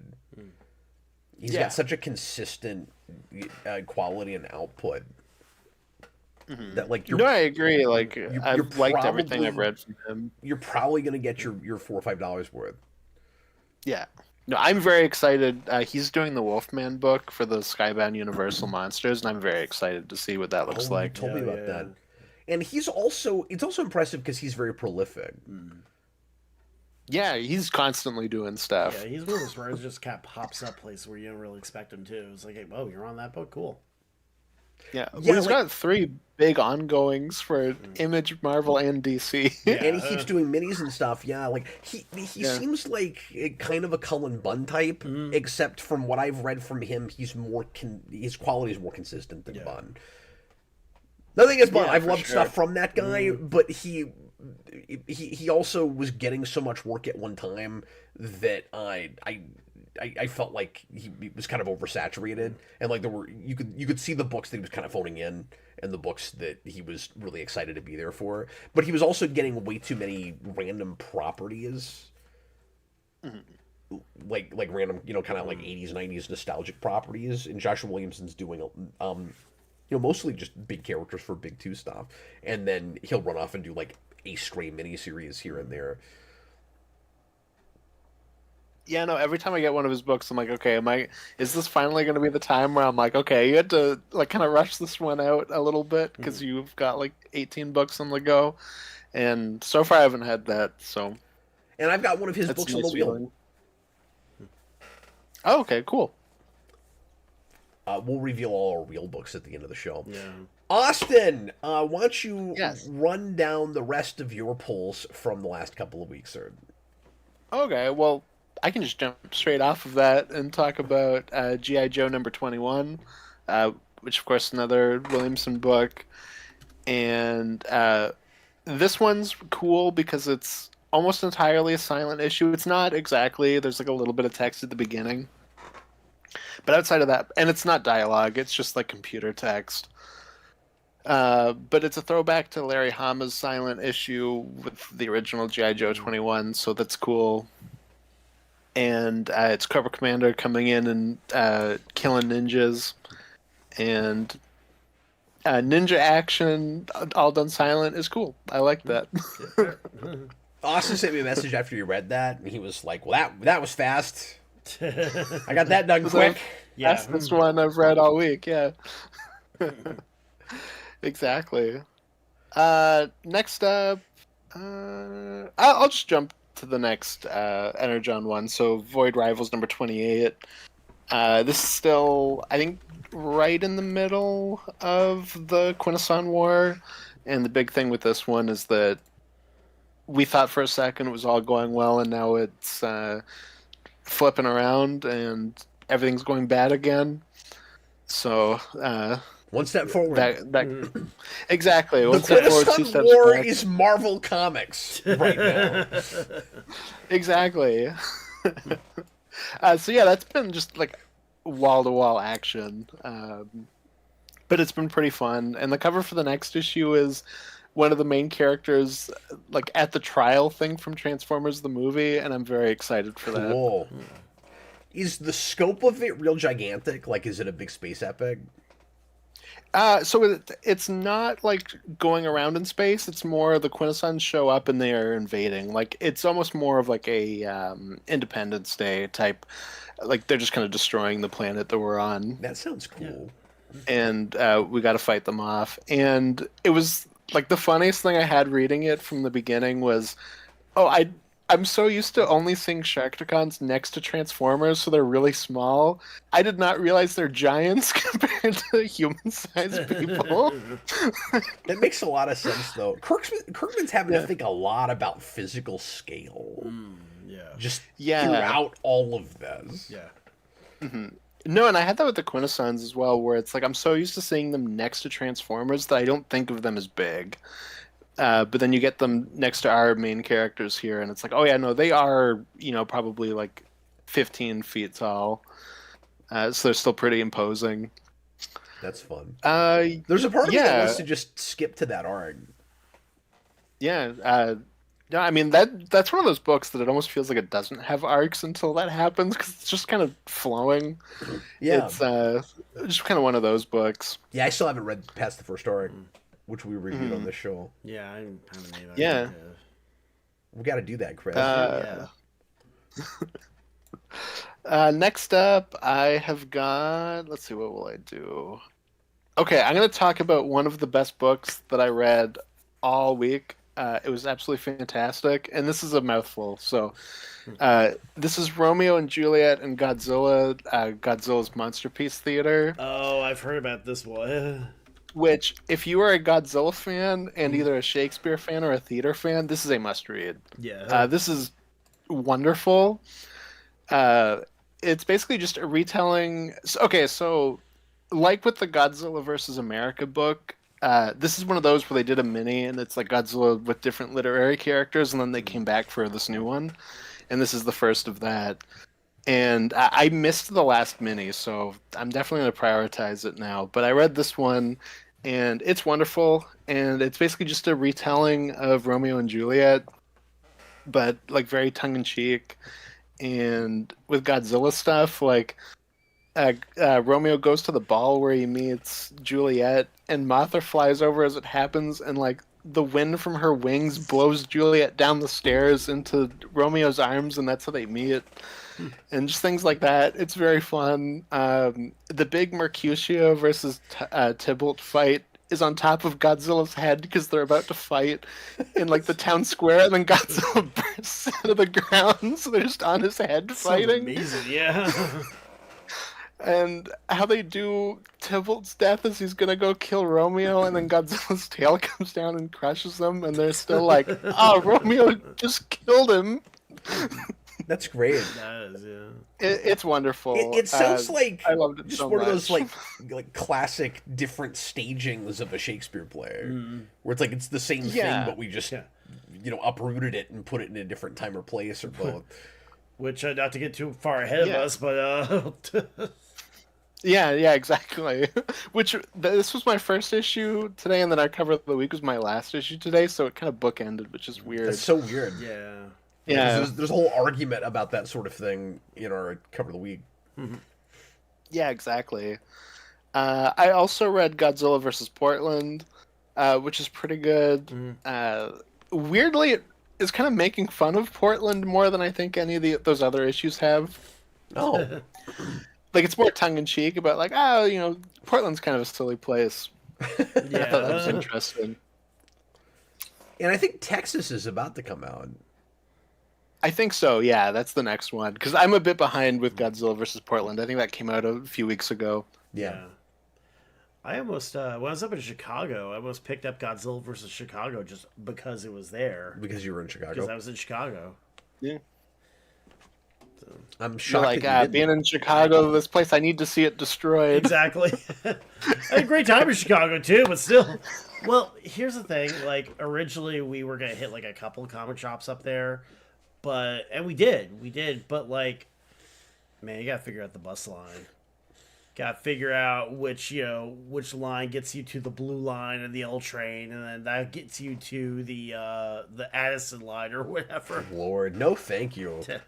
Which once you got it down, and I had like 3 apps open at a time to kind of track it, it wasn't as bad. But like, Oh God, yeah. Wow. I'd get lost. I'd get stabbed if I went to Chicago. What's the old Emo Phillips joke that he tried to get a library card in Chicago? They said, "Well, you have to prove you're a resident," so he stabbed him. That's beautiful. Yeah. I guess next up I can talk about the new Vertigo books. So I got Brutal Dark #2, and that book is like an old, like film noir kind of book, but with like an Indiana Jones plot, where there's like this artifact that goes missing in the museum, and then we have like a noir detective that's investigating it, and the second issue goes way more out there than I was expecting, where now we have like cybernetic people that were created by like the gods. So that's going pretty out there, but it's been enjoyable so far. Of the 3 I'm reading, it's probably the weakest, but it's still good. And then I've also got, oh my gosh, I wrote this wrong. I put Bleeding Hearts #3. God, proofread your notes, Austin. Yeah. I know. What the hell am I doing? Bless them hearts. Bless them hearts. I mean, that's a Dennis Camp And- too. We've read like a couple of his books Yeah. recently. That's true. Yeah. He's doing a lot right now, too. Yes, yeah. He is, yeah. And from what I've heard, because I haven't read Ultimates, but I've heard that he's more hit or miss, but I just only happen to be getting his hit books. Yeah. Yeah, So- I can say from experience, Just kinda he's kind of lucky hit and miss, but he seems Yeah. to be more like a Dan Waters in both his output and quality. Although I think I've been happier overall with Dan Waters, maybe. Well, see, I say that, but Yeah. then Shredder Yeah. is kind of whatever. So anyway, I mean, I picked up a Sword Crisis. But he also events, did Dark Patterns. That's Yeah, another Dark case where I've only read good Dan Waters books. I was gonna say, but that's what I'm saying. Yeah. I've read a little more Dan Waters now, Yeah. and I picked up. it ain't all Dark Patterns. No, is all yeah. I'm saying. Well, I was gonna say I picked up a Sword Crisis Black events from Widow. Dennis Camp recently, which that was a book I really. He's got kind of a good talent for just really trippy books, because that's a book about like all of like time and space breaking down, so all history is like bleeding into the present. But there's also like a film studio that thinks like, well, we can film our period piece downtown. We don't have to hire like costumers to like researchers to get the period stuff right. We could just like film on the street. So that's interesting element to that book too. They can just hire Mysterio. Hire Mysterio. He's Yeah, a special effects exactly. guy. But Bleeding Hearts #3 is cool. That book's kind of turned into a dual protagonist story, where the first issue is about the main zombie, second issue is about the main human, and then this issue is splitting the difference now. And all that stuff is really cool. We get into like the zombie government in this, where all the zombies get together in a coliseum to listen to 2 other zombies argue about whether humans are sentient. That's And great. that was pretty fun. Yeah. So it has stuff like that, but then it Austin's also reading has... this going, they're making some good points. I know. Exactly. Yeah, exactly. No, it's got a good bounce of tone, because you'll get that, and then on the human side, this issue, because it's a mom and a daughter, and she's trying to get out with the daughter, and there's like this moment where she thinks she has to mercy kill her daughter, and like that gets pretty dark. Wow. And it's got a really good sense of its tone in that way. And then the third one is End of Life number 3, which is probably my favorite of the new Vertigo books so far. This is just straight up a fun, like, comedic action book. This is kind of like it would be like if you took the tone of like a Guardians of the Galaxy and then merged it with like a John Wick, where it's got like a John Wick world, but it's more comedic in that way. And one of the bad guys in it is a parody of Jim Davis, the guy who created Garfield, where wow, this little town that they're in has essentially like Garfield World, like it's like a parody of Disney World, and this creator got canceled, and the park was shut down because people stopped going there because of it. So he then like broke in and is running it as like a criminal, like kingpin character, and all of that stuff's really cool. And then you also have like a John Wicky, like assassin society that the main character is in, and is kind of tricked into betraying them at the beginning. So now he's on the run. So it's just a lot of crazy things happening, and it's a good time. So this book was on my list for a while too, just because I like the writer. Yeah. Now I have to get it, knowing what I know now. You're like, oh, Jim Davis is a bad guy. Jim Davis, yes. It sounds like Vertigo's just got also a lot of variety right now. Yeah. Yeah, that is something I really like, is all of the Vertigo books are completely different. Like, there's not a thing in common between them, and that's neat. I mean, the fact I haven't checked out any of the new Vertigo books, I kind of feel like I'm failing high school me. Because back in high school, that was like all I read too. It's like, give me that Transmet, give me that Preacher. No, it's fair. No, just them bringing Vertigo back, I was very curious to see what it looked like. Yeah. So I kind of had to pick up what they were doing. Next, I've got Archie X Army of Darkness number 3, which continues to just be exactly what you would want from an Archie and Evil Dead crossover. And just kind of everything with that is like kind of pitch perfect what you would want. Like, this issue has a ton of just jugheads looking around to get burgers, and they're like, dude, like, Deadites are trying to kill us right now. Like, now's not the time. Just great stuff.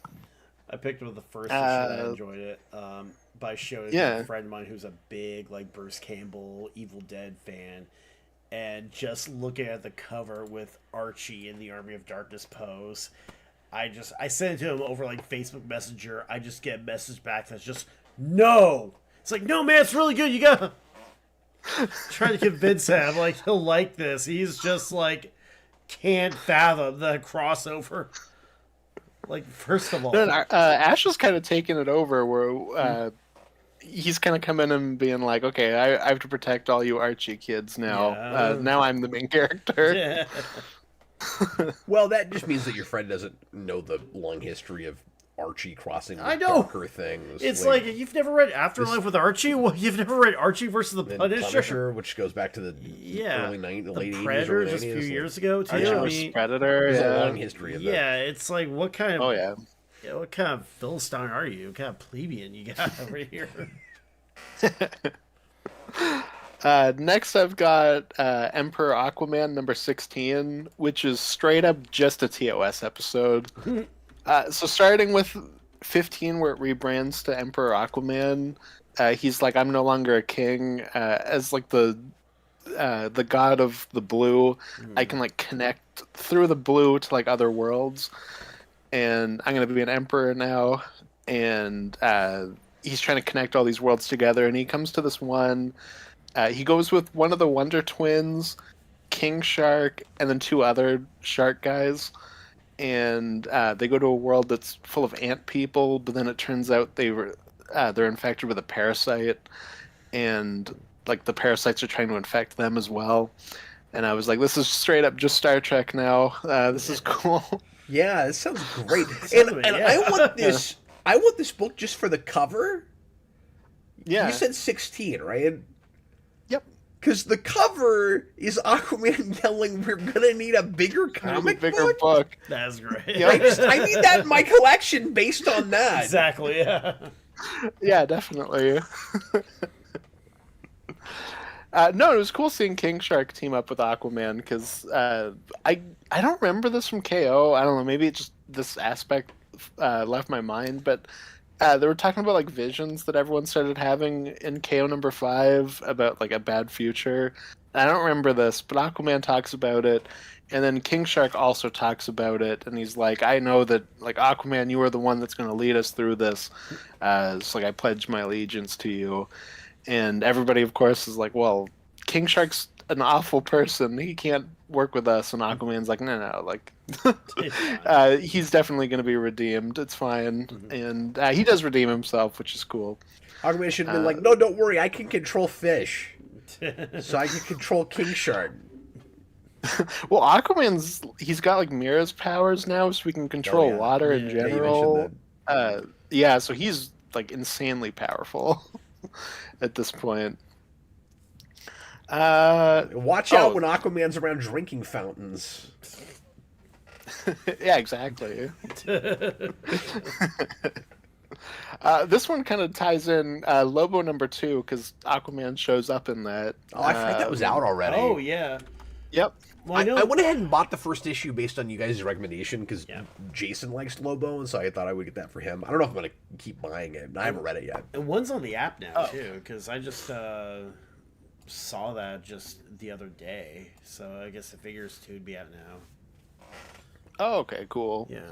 Yeah, Lobo number 2. So the end of issue 1 is he gets his own TV show, and of course this is the issue where he now has to deal with like studio backing and corporate notes, which of course goes incredibly wrong. And I assumed this would just be the premise of the book, but no, we like write the show stuff off in this issue, which I was surprised by. Yeah, he basically gets the corporation that he's working for, I think, gets bought out by another corporation, and then they cancel his show. And because of course that's where you go with that. Were you disappointed that they abandoned that? No, I thought it worked because I felt like if it continued, I could have seen it getting old. Yeah. Where issue 2 is a lot of him going to places, and then the studio's like, okay, like. We're currently working on catchphrases and things for you to say Lobo, or there's a thing where he's like, frag this, and they're like, like limit how much you say frag because you can only say it so much during a season. Like we don't want to, run out of it. And then there's a point where somebody's hunting says it, and he goes, hey, like why aren't you giving them notes? And they're like, well, no. They're a bad guy. They can say it as many times as they want. Like, we want you to be an anti-hero, so therefore you can only say it a certain amount of times. And, like, all that stuff is pretty fun. But yeah, that satire can only go so far. Like, if they stretch that to 5 or 6, you'd probably be repeating yourself. That was what I had. Like, even kind of in the middle of the issue, I was like, I feel like if they drag this out too much, it could get kind of annoying, but it's gone by the end of this issue, so I thought it worked overall. And, like, they give him a new costume and stuff, because they're like, oh, your costume doesn't test well, or whatever it is, So all that I thought was pretty good. And what else? Deathstroke number 2, which is also... just like the first issue, just balls to the walls, action, Deathstroke killing people with the book. And that's kind of just what it is, and it knows exactly what it is, and it's good. I am, yeah. It's really fun. I really like the artwork in it. They do a lot of good, like Deathstroke coming out of the shadows stuff in it. And... he's also been framed and like loses all of his money, so part of it with this issue is he's trying to work that out. And there's a good part where he's like, okay, he's talking to one of his contacts, and he's like, "Listen, I need you to figure out who set me up so I can go kill them." And they're like, "Okay, but you're gonna have to pay me to do that." And he's like, "Crap! And now I got to take out like another hit and do that first before I can pay you." That's fun. So that stuff's fun. Yeah. Next up, I've got Supergirl number 12. Is that number? Yeah, that's number 12, I guess. Yeah. Weird. For some reason, I thought that book was farther. Where we get Cyborg Supergirl. And this issue is just kind of okay. I thought last issue was amazing, and then this one I thought was just kind of okay. It's more so, I feel like, just kind of like a midpoint issue where Supergirl is, turned into Cyborg Supergirl, so she's very annoyed about that. And then and then the bad guys attack at the end, so she's going to have to defend the government of Kandor, who pissed off the villains and also turned Supergirl into a cyborg, so she's also very angry with them. And we get a bit where she fights the bad guy, and her cyborg parts are also built to kill people, so she has to deal with that, where she can't control them, but like her arm will turn into a gun and try to shoot people and things like that. Hilariously, so I'm interested to see where that goes. Less like on this cover, she looks less like Cyborg Superman and more like Robin 3000. I don't think I've ever seen Robin 3000. I don't know what that is. Yeah, that eye thing. It's just like that. That's a early 90s thing. It's not good. Oh. I guess at least they didn't turn her into Supergirl Blue, I guess. That's coming. Just wait. Fair. They'll do that too. Oh, yeah, no, exactly. We'll get there eventually. This is my last book. This is also one of the best books I read this week, and it was one I went back and forth on if I was even going to get. And then I finally went, screw it, I'll try it. This is Fury of Firestorm, number 1. I'm surprised you tried that. Which is excellent. Wow. It's Jeff Lemire, isn't it? Yeah. Yeah. So... It's Jeff Lemire. The premise is very similar to WandaVision. Uh-huh. So we find out that the Firestorm Matrix, that of course has Ronnie Raymond and Martin Stein. Martin Stein's no longer in it, but Ronnie Raymond's been like locked into it. So Firestorm is just a person in and of itself. And we started with like a religious parallel where Firestorm like descends into a city, and it's like, on the first day, like Firestorm decided he wanted to live in a world that was entirely made of glass. So he just like changes everything, so everything's made of glass. And it's like on the second day, he like got tired of hearing people complain, so he turned them into glass. And then like, he just like keeps meddling with this world, and he's basically taken over the city and turned it into like a complete like abomination. And now I think Firehawk has to like come in and try to talk him out of it. And she's kind of like the Monica Rambeau in WandaVision. And just everything about that book I thought was really good. The artwork's great, and we also do a thing where we go into the Matrix and we see Ronnie Raymond, and he's like living in like the Matrix inside of the Firestorm Matrix. That's great. Where he's living in a reality where he is classic original Firestorm, and we changed the artwork to be that.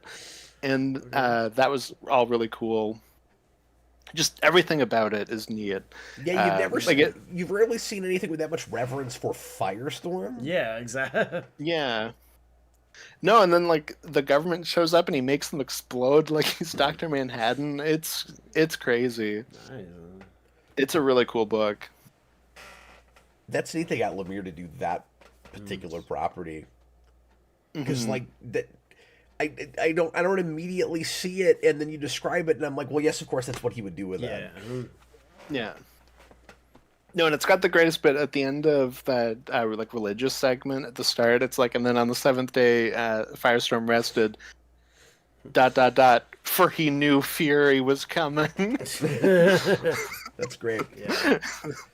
I will definitely read that eventually in digital. Yeah, no, I highly recommend it. It's really good. Well, guys, since we started late, I want to go ahead and go to a break real quick before I go through some of my books. Yeah. So give us, everybody, about 3 to 4 minutes, and we'll be right back.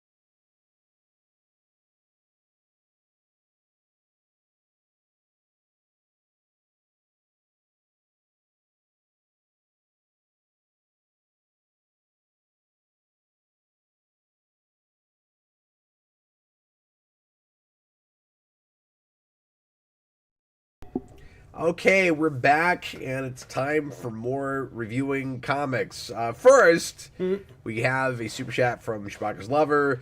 $2 super chat. Thanks, man. He says, has Jason read Sam and Twitch yet? No one's going to know why he's asking that.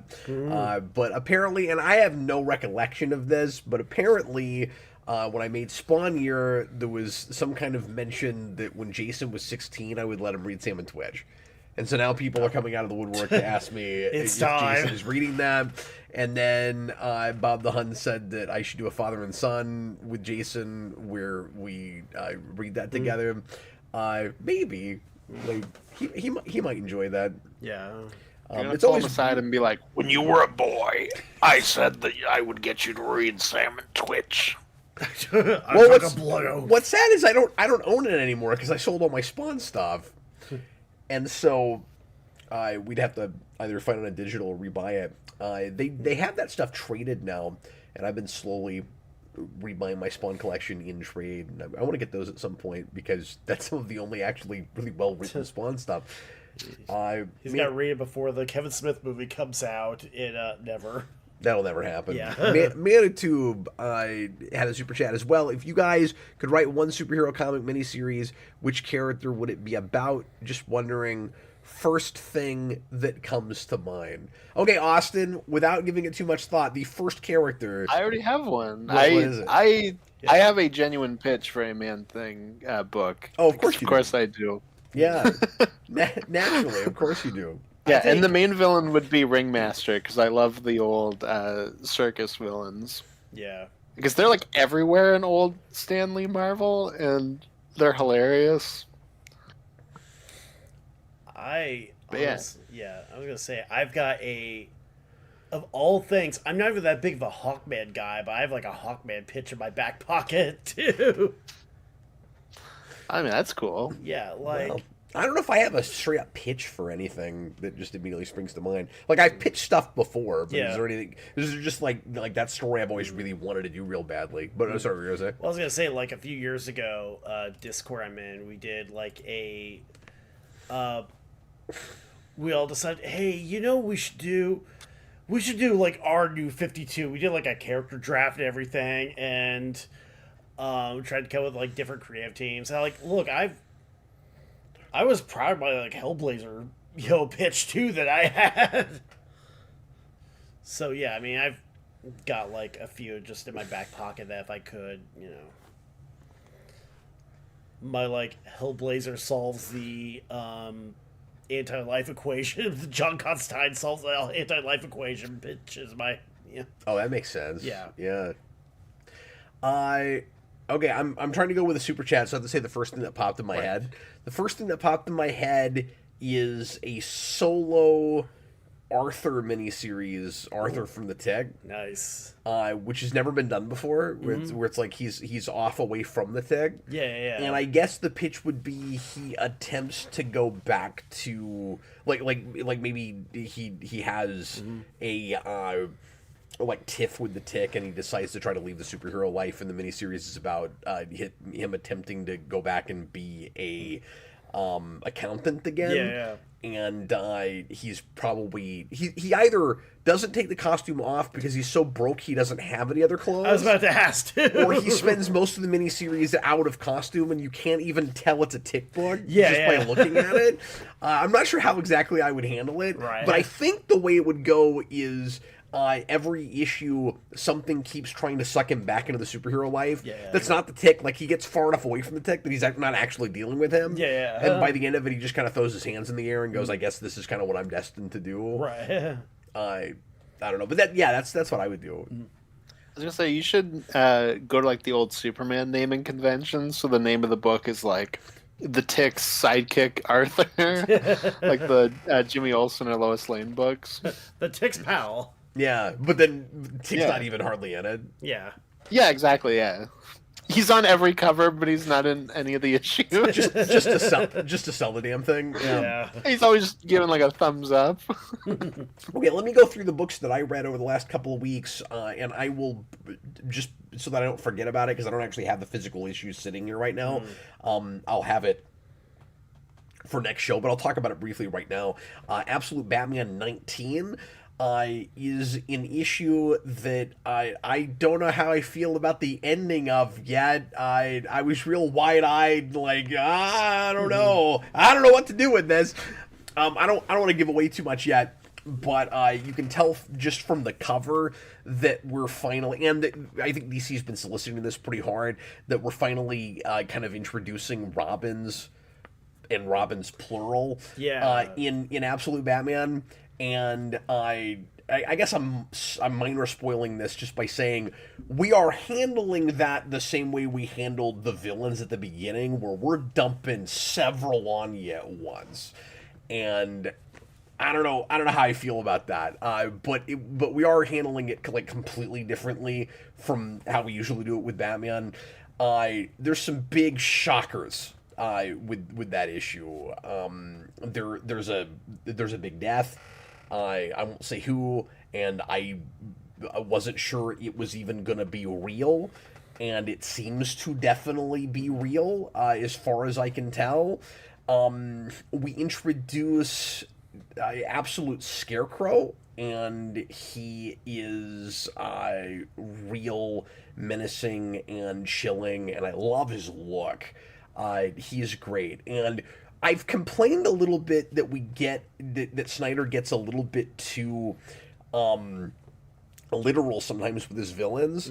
This is a case where I actually really liked it, where we introduce Scarecrow out in the middle of a field as a scarecrow, and there's actual crows that follow him around, and it's neat. And he doesn't seem to have fear toxin, at least as we know it. There's a big mystery as to how he's controlling people, but he seems to be able to, just by talking to you, work you up into a murderous rage over something that I can't even say trivial. Like, in the opening scene, he convinces this guy, I can't remember what exactly the scenario is, but like that his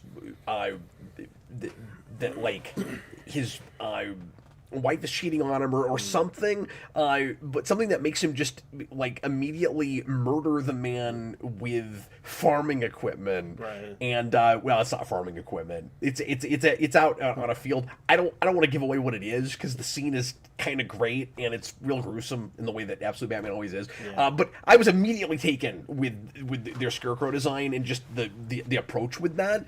And I hope we do a lot with him. I hope he's around for a bit. And then we're starting to play around more with crazy Batman gadgets, which is in that universe, which is fun. It's a pretty involved issue, and gets a lot more done than I think an average It sounds Absolute like Batman. it. But I was gotta really ask, enjoying it, and then I got to the last couple pages, and I went, all bets are off now. I don't know where I'm at with it now. When I get to the end of that. Interesting. I gotta ask because it was when they said that they were gonna do a bunch of Robins at once. Do they work for Joker? Not that I know of. They Okay. work That was for kind of a character that is brought in at the end that I won't spoil, that we haven't had yet. fair enough. Who is I'll tell you off camera. Yeah. Is leading a task force to go after Batman. Oh, okay. No, I just wondered because so much of what they've done with Joker is that he is more the traditional Batman, where like he has the mansion with the cave and things like that. So when they announced like, there's gonna be a bunch of different Robins introduced at once, I was like, they're probably gonna be a team that works for the Joker, right? Like that's gonna be the way that we also kind of do that Joker's traditional Batman in this world thing. It's possible that the guy they introduced himself is working for the Joker. I don't know that because the Joker is so ubiquitous in this universe and has his tendrils everywhere that's entirely possible. Oh, of course. There also is this weird, mysterious thing, if I was looking at the panels right, because it's kind of subtle, about said character where I think he's putting on like a mask and makeup to obscure what he really looks like. So he looks, I'm gonna have to be cryptic. He looks like the character that we know more or less when he's in public, but it seems like he's putting on a face in order to do that. So I don't think it's the Joker pretending to be this guy, but it could be. Like to your I just theory. wondered. But it's either some other character pretending to be this other character, or it is that character, but for some reason he's putting on this face. I don't totally know what's happening yet, because we just introduced it. But anyway, this is useless to anyone that hasn't read it yet. But I don't want to get I just wondered, but yeah. Yeah, That but sounds cool. since you asked, I will say it is a team of Robins. Yeah, I assumed since we were doing a group of, like, introducing a couple of them, they would have to be a team. Yeah. Is it a little too spoilery to talk about how they have mechs? That they basically have, like, a little bit of a Voltron thing going on? I don't know. That's not in that issue. Maybe. I think that's something that So I haven't heard about later on. I haven't heard about that yet. Yeah. They're gonna have Robin mechs. Well, okay. So the end of the issue, there's a lot of stuff that's revealed but not quite to the audience yet, right? Right. So the Robins show up and they're in their more or less like typical Robin uniforms. Yeah. It's the red and the yellow, and then the guy that's leading them is like, these are your actual uniforms now, and they look off, and we don't get to see what they're looking at. Yeah. So maybe they're looking at Max. Maybe, and this yeah. is Snyder we're talking about. Right. So I guess that shouldn't completely surprise me. I mean, Snyder did do, like, Commissioner Gordon, who's, like, Mecha Batman, too. Well, yeah, at all. Yeah. Snyder, I'm shocked it's taken this long before he's full-on introduced a mech yet. Yeah.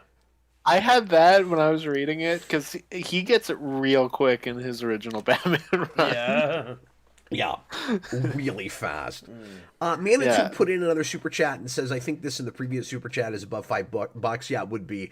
He says, can I get Untold Tales of Spider-Man on the wheel? If so, that includes Amazing Fantasy 16 to 18. Yes, we can do that. I always forget they did, like, Amazing Fantasy 16. Yeah, I didn't even know about that. Yeah, like, they had my old shop when I was like, a kid. I own Untold Tales, but I've never read it. Yeah. Or I've never read all of it. That reminds me, I keep getting ads for it in a bunch of my DC books. They're doing a thing like that with Swamp Thing that I think starts maybe next week. I saw a solicitation for that today in maybe it was Absolute Batman. Yeah, that's supposed to be like the last 4 issues of what that series would have been. Right. It's called Swamp Thing 1989. Yeah. No, I think that's interesting. The cover for it's beautiful. I meant to ask you if you were gonna, when I saw that, if you were gonna buy that. I'm thinking about it. Definitely thinking about it. There's some good stuff in this. I didn't know it existed until like yesterday. I just got really excited looking through the list of the. Don't spoil it yet. I'm not spoiling. You're not supposed to look at that. That's a secret. Oh, didn't see that. Didn't see that. That's a secret. Look. Only one of the writers has been on Jeopardy. I missed the episode. Braden, Cap, our request for the $5 tier on YouTube or for donations of the $5 super chats.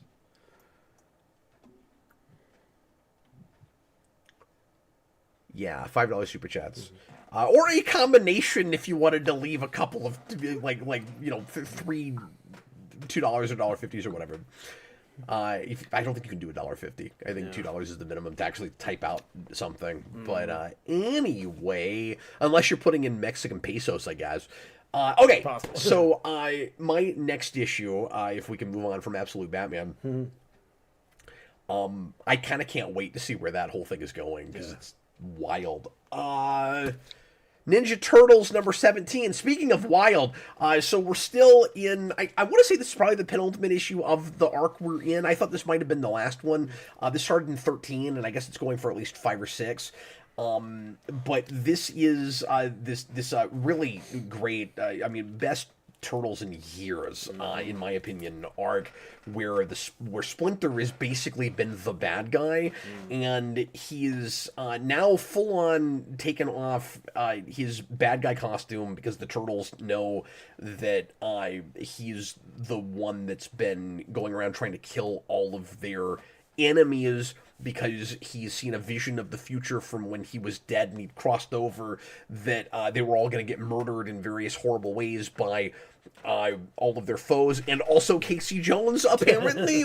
And so in this issue, the Turtles are trying to figure out, like, how to not, like, full-on fight Splinter while he's trying to kill Karai and Shinigami and others of their villains, and then it gets real bizarre.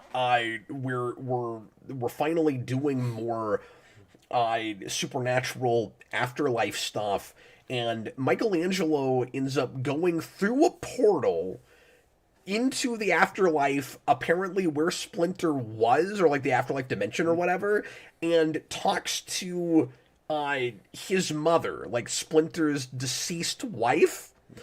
And she says that Splinter has lost himself, and that he's really not who he used to be. And it's interesting that we've gotten to this place with Splinter, because he's been such and I've always liked this, under Tom Waltz's pen, he was such a morally ambiguous kind of Splinter, and you were never totally sure where you stood with him, where he could be a little bit ends justifies the means and go a little too far, and now he's very much in that place where he basically wants to like take away the Turtles' freedoms entirely in order to save them from being killed, and you just can't condone anything he's doing. And then I kid you not, a gigantic skeleton creature from this afterlife dimension just goes through the portal and starts attacking everyone. And then, the art's awesome. This is some of, and as I've said a million times, I'm not a big Freddie Williams fan. I don't know, he can draw awesome gigantic skeletons. I was really enjoying that. And then Splinter ends up possessing the giant skeleton, and now we have a huge rat skeleton running around. And then the cliffhanger at the end is Bat Stuff Insane. Yeah. And I kind of think, without giving away exactly what that is, that ultimately we might be kind of rebooting Splinter. Okay. There's like a new character. I don't know what exactly we're doing with that. But I'll talk about it when we get to the next one. Yeah. But anyway, it's so fresh again. Yeah. I look forward to it every month. It's wonderful. And to think I almost didn't keep buying that book. Yeah. I'm so glad that I did that. Space Ghost 10 is probably the best issue of this volume 2 stuff so far, partly because we finally got, and we didn't do any much with them, but we finally got back to the big Space Ghost villains again, the Council of Doom. We're at the beginning of this with no explanation whatsoever. There's just this huge fight with Space Ghost and Zorak and Brack and Moltar and everybody, and I'm like, yay, I get to see all my favorite characters again for 3 pages, and then we move on. But we are starting this new insane arc with a really interesting, crazy villain who is Tempest the Time Master, who is admittedly a little bit too much like a Morlun, because he's going to all these different dimensions in order to kill space ghosts, and he's killed several space ghosts, and he is trying to steal their power, kind of like a Morlun with Spider-Man's. But it seems like he's also trying to find, like, the perfect Space Ghost specimen to try to, like, partner up with, which is kind of a cool angle on it. So, like, if he can't get that, then he'll just kill Space Ghost and steal his powers and his life force or whatever. But he's trying to find a Space Ghost that he can, like actually keep alive and use. And our Space Ghost, naturally, of course, is the one that has resisted him the best, even though he's super powerful, and it's really hard for him to do that. But it was the most action-packed issue in a while, and a really fun, kind of exciting storyline. I'm kind of tired of the, like, multiversal villain that goes around to kill a bunch of versions of the hero, but it's done as well as I've seen it in a while, and it makes a lot of sense for this book that we would have that. And then the end of it is him teaming up with a bunch of villains that we've met in the past that I don't remember at all. Because these new villains, I've liked them okay while I've been reading them, but then they don't stick with me super well. Right. Because they're not like the classic cast of Space Ghost villains. I'm like, couldn't one of them been a returning Council of Doom character so they could be like, these random people and Zorak? But no, I can't have that. It's got to be characters I've never seen before. But anyway. I want to see, I just had this thought, I want to see a parody of that kind of Moreland character, but it's the Speed Van guy, where he's got like a multiversal van so he can collect every copy of Speed through the multiverse. VHS. I love that. So can I change my answer for character from miniseries to that? The Speed Van guy? Right. I specifically want him to be a bad guy because just the idea that you have to stop him is really funny. Yeah, that's true. Well, he could be the villain of the Arthur story. There you go. That's a very Tick concept. Sounds like a Tick idea. Yeah, it does. That fits. It's like, wait, I have to stop this lame villain from stealing all the Speed VHS tapes? Like, well, if we're gonna make it lamer, he's going across the multiverse to collect every VHS tape of Speed 2. Cruise control. I'm still buying Psylocke Ninja, mostly because I like the idea of Psylocke fighting Elektra, I guess, constantly. It's like, by this issue, like, they're still fighting.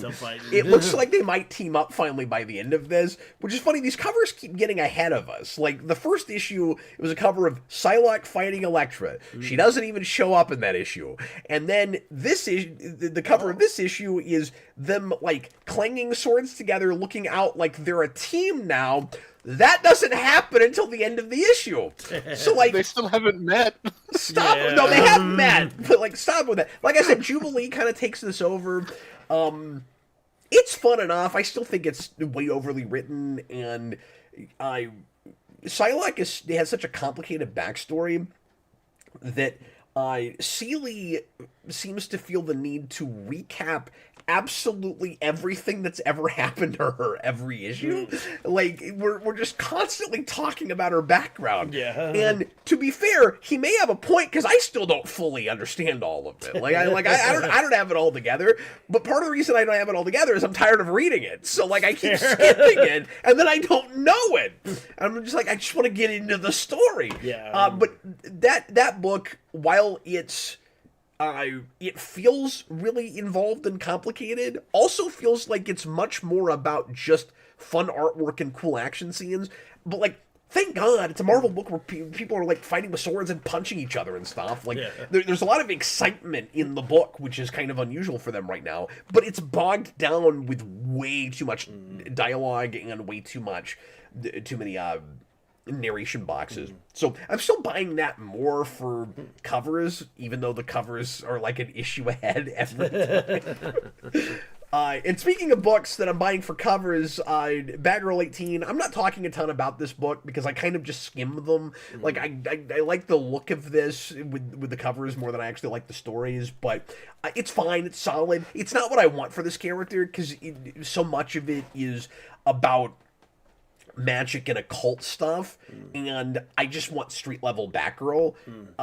To be fair to this team, we got like 80 issues or however long that book went of the original Batgirl series of more of that. So, like, you know, if they want to tell stories where she's running off dealing with the League of Assassins and all of that, or League of Shadows, I think they renamed it to League of Assassins in this for some reason. I forget. But anyway, with dealing with, like, we revealed that, like, Shiva is her mother, and Shiva just died, and she's got a brother now, and it's a lot of kind of involved family politics and stuff. Like, have at it. This is not really what I want from this. It's kind of like when Agent Venom became all about the occult, and I kind of fell asleep. But we're doing this crazy, I mentioned this before, this crazy arc right now where she has somehow wound up with these powers that you're supposed to have to work really hard to get, but she's just been like cursed with them. She doesn't even see it as a gift. She's like, I've got this curse, which is her blood becomes a weapon, and she can actually, like, pull her blood outside of herself, but it doesn't make her like pass out or die. So I don't really understand how it works. And use it like a Venom symbiote and like. Use it like a personal shield and thwack people with it, and like it sounds like it should be gross. It looks cool, but it's like when I say Venom, it's more like Carnage. It's like she's got Carnage blood that just like flows out. Anyway, and then just like in Ninja Turtles, she ends up going through a portal to an afterlife dimension. Right. Yeah. That in her like team of League of Assassins people, and they're like, oh, oops, we probably shouldn't have done that because now we're in like the afterlife, and we can't leave, and so now they're trying to figure out how to get out. I'm like, you guys were all dumb for walking through that. I don't know why you went there, but anyway, so that happens. I'm not super invested in this, but like it's fine. That sounds cool. I say, Brayden, that was my first thought too. Scarlet from Mortal Kombat. That's what I was thinking too. Austin, I would be curious to have you read some of this, because it sounds more interesting than I'm finding it as I'm reading it. I think part of the problem with it is I don't want Batgirl to be a team book. And like I have this all the time with stuff, but it's like let your singular character kind of be at the forefront, and there's kind of a couple subplots happening with supporting cast in this, and it's just it's too teamy. Oh, fair enough. But anyway, so Shredder I thought was a miniseries, and then it turns out, and I think this is a few weeks old now, but I finally got around to reading it. In fact, 7 I think was out last week, but I've not been to the shop yet, and I actually don't know if I'm going to buy it, because the first arc is done. It reads like it should be a miniseries. It ends that way. Like you can see how more stories would be told after this, but it very much reads like the kind of thing that is waiting to see if it sells well enough. I don't know if it did or not, but they're making more because the 7 came out. And it sort of feels like we had a whole 6 issues to figure out what the premise of the book is. You get to the end of it, and apparently the whole point of this is Shredder doesn't like magic or aliens and wants to kill all the magical creatures and the aliens. And I was like, I didn't know that's what I was reading. That sounds kind of more interesting than what this has been. Right. And he is it got shockingly like broader in scope by the end. I didn't realize that the big plot, because it's Shredder as an anti-hero, and but like, you know, he's still kind of bad, but it's Shredder is an anti-hero in the way that in his mind he always has been, where like, yeah, he's ruthless and he wants power, but he also sees himself as like the answer to mankind's problems. Like that's not totally new for Shredder. Like you can kind of do that where it's like you know, he thinks the Foot Clan can be a force for, at least in his mind, what good is. It just isn't really that. So like he's not a superhero. It's like it works okay. But anyway, I didn't realize that the big plot with this was gonna turn into there's a machine that is supposed to bring back the gods that were killed off earlier, like post Tom Waltz. Like we got rid of the Pantheon, and Shredder was in love with Kitsune, and this is supposed to bring her back, kind of, but it's like a new version of her, and Shredder's not buying it, so he just tries to murder her, like as she's being born, basically. But this is another one of those books that's going much more to kind of like occult and supernatural places than I'm really excited about. But like it's appropriate enough for the character, I guess. I just wish it had gotten to the point quicker. But yeah, so like not hating that, but it's not really what I want for that character. And I felt like it took too long to decide what the hell it was. It's very strange. Like I said, I finally read Daredevil 1 and on you guys' recommendation, and ended up really liking it for all the reasons I said earlier. I won't review that again. You guys have already done that. But I probably will pick up 2. I'll probably give it a shot through the first arc at least. And then I bought a few random back issues when I was out of town in Branson, so I'll show those off real quick. Doing some gap filling and getting the old 80s Huntress monthly and miniseries. Huntress starts with a miniseries, and then which is fun because she actually shows up in the issue we're about to review for Cover of the Week. But I can never tell looking at the covers of these if I'm looking at Volume 1 or Volume 2, because it became a monthly like shortly after the miniseries. So I always have to look it up and be like, where even am I with this? Because I think the miniseries was like maybe 6 issues, and then the monthly went to at least 12. But anyway, so here's some of those, and I think there's no particular order, so there's more Huntress in this, I think. Batman 471, which is a Norm Brayfogle issue, and there's Austin's favorite Batman villain on the cover there. And then here's Black Canary New Wings. This was a 4-part miniseries in the early 90s for Black Canary. I've never read this. I own the first issue, and now I own the last issue. So at some point I'll find 2 and 3 somewhere. I also bought a random issue of Superman Adventures. This is Superman Adventures 60, where Superman is in a boxing match with Jimmy Olsen. I don't know what that's about, but I bought it. Because why not? I had like 1 issue of that. Beautiful. I think that's getting a new trade soon, maybe like an omnibus. I'm not sure. Yeah. Oh, that's cool. Yeah. I think so. Yeah. Yeah, I think I saw Millar maybe plug it because he did some of those issues. Yeah, but I can't remember. Some people have said like there's a 1-pager that he did that's considered like one of Millar's best works. Just a 1-pager. Oh, interesting. Yeah. Neat. It's basically just like Darkseid, where it's him standing there and like Desaad is saying like, you've got this planet, you've got these armies, what more could you want? And it's just him looking at like a screen of Superman just being mad. So yeah. I'll have to read those at he's some a point. huge Superman fan that has always talked about how he's got like this big Superman story that he's just never done. Yeah. But like it's like sitting in his back pocket for a day. But the only thing he's ever really done with the character is that book. And I mean also Red Sun too. Oh, Although Yeah, I was gonna say there's Red Sun. It's a little different. well, but also yeah. too, there's some question over who finished that book too, Oh, because really? well, yeah, legend goes that I guess Mark Millar got really sick, or at least said he got really sick towards the end, and asked Grant Morrison to ghostwrite the ending. I've never heard that. And Is that why Crazy. Morrison hates him?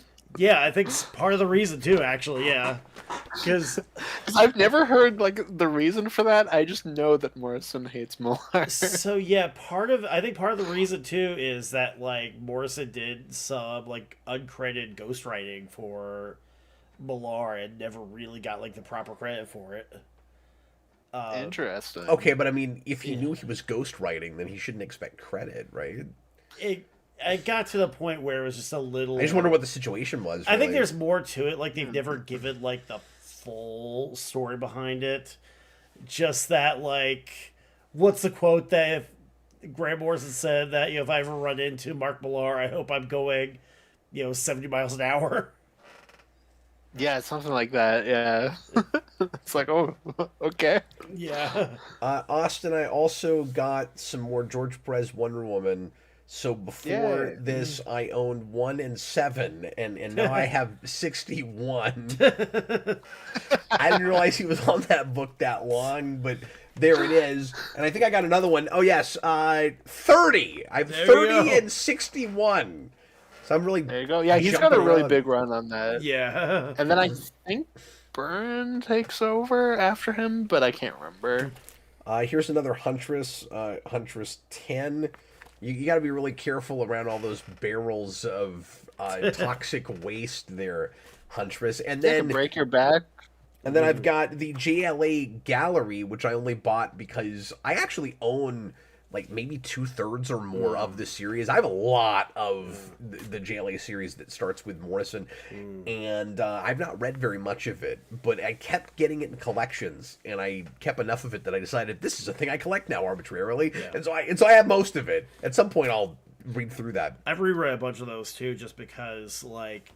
And Action 576. Oh. That's the last issue I bought. Anyway, what's I was up? gonna say, like, I reread just a whole bunch of the Morsa JLA recently because, like, I had it growing up, but like I didn't appreciate like how good Rock of Ages actually is. So That's the only part of it I think I've read. yeah. So I've been going back through. Although I do. Or Tower Babel's in there too. Is that Mark Wade though? Is that? Yeah, but I think that's part of the same. Wade, Yeah, it's part of the same. Like around there, yeah. yeah. Yeah, Part of the because same series. Well, because when you said you're going back through Morrison JLA, I'm pretty sure he just does the first arc or two. Yeah, you might be right. And then I think I don't know if a lot of it's Wade after that, or if it becomes sort of anthology. I don't know. Because I know how that Morris worked and out. Wade work together. Like, Yeah, I think it's a mix of people. Yeah. I just know that. I wonder if it becomes kind of like Superman Batman did Yeah. after Loeb left, where like every arc is Maybe. somebody else. Maybe, I'm yeah. not sure, but what were you saying? Well, I was gonna say that Yeah. like Tower Babel's such a weird story that you forget what the actual plot is. You just know about like Batman and his like contingencies. That's you all know? anybody talks about with Yeah, you know, people forget like the actual plots about like language not working. it. Yeah, well, anytime the I word didn't know Babel is in that. a story, you expect that that's what it's going to Yeah, be exactly. about. Yeah. We did it in Star Trek twice. Yep. Beautiful. Okay, it's now time for cover of the week, and our cover of the week for last episode was Robin number 34. This is from 1996, and this is written by Chuck Dixon, which almost this entire series is, or at least, because I think this also went like 190 issues, some crazy yeah. number. So I threw at least 100. He's I was on gonna say this. at least 80, I think. Yeah. So I got my hands on a bunch of this recently, and I got issue 100, and I'm pretty sure he wrote that. I think it went at Okay. least that far, which is pretty crazy. Crazy. Austin, would you give us a brief summary of this kind of one-shot in the middle of this? It's number one Yeah. of one. Yeah, well, it's very easy. Tim Drake and some friends are at a really pretentious modern update of Shakespeare in a park. It's not Shakespeare in the park, but you know what I mean. And he sees some criminals, and he's going to go stop them from doing what they're doing.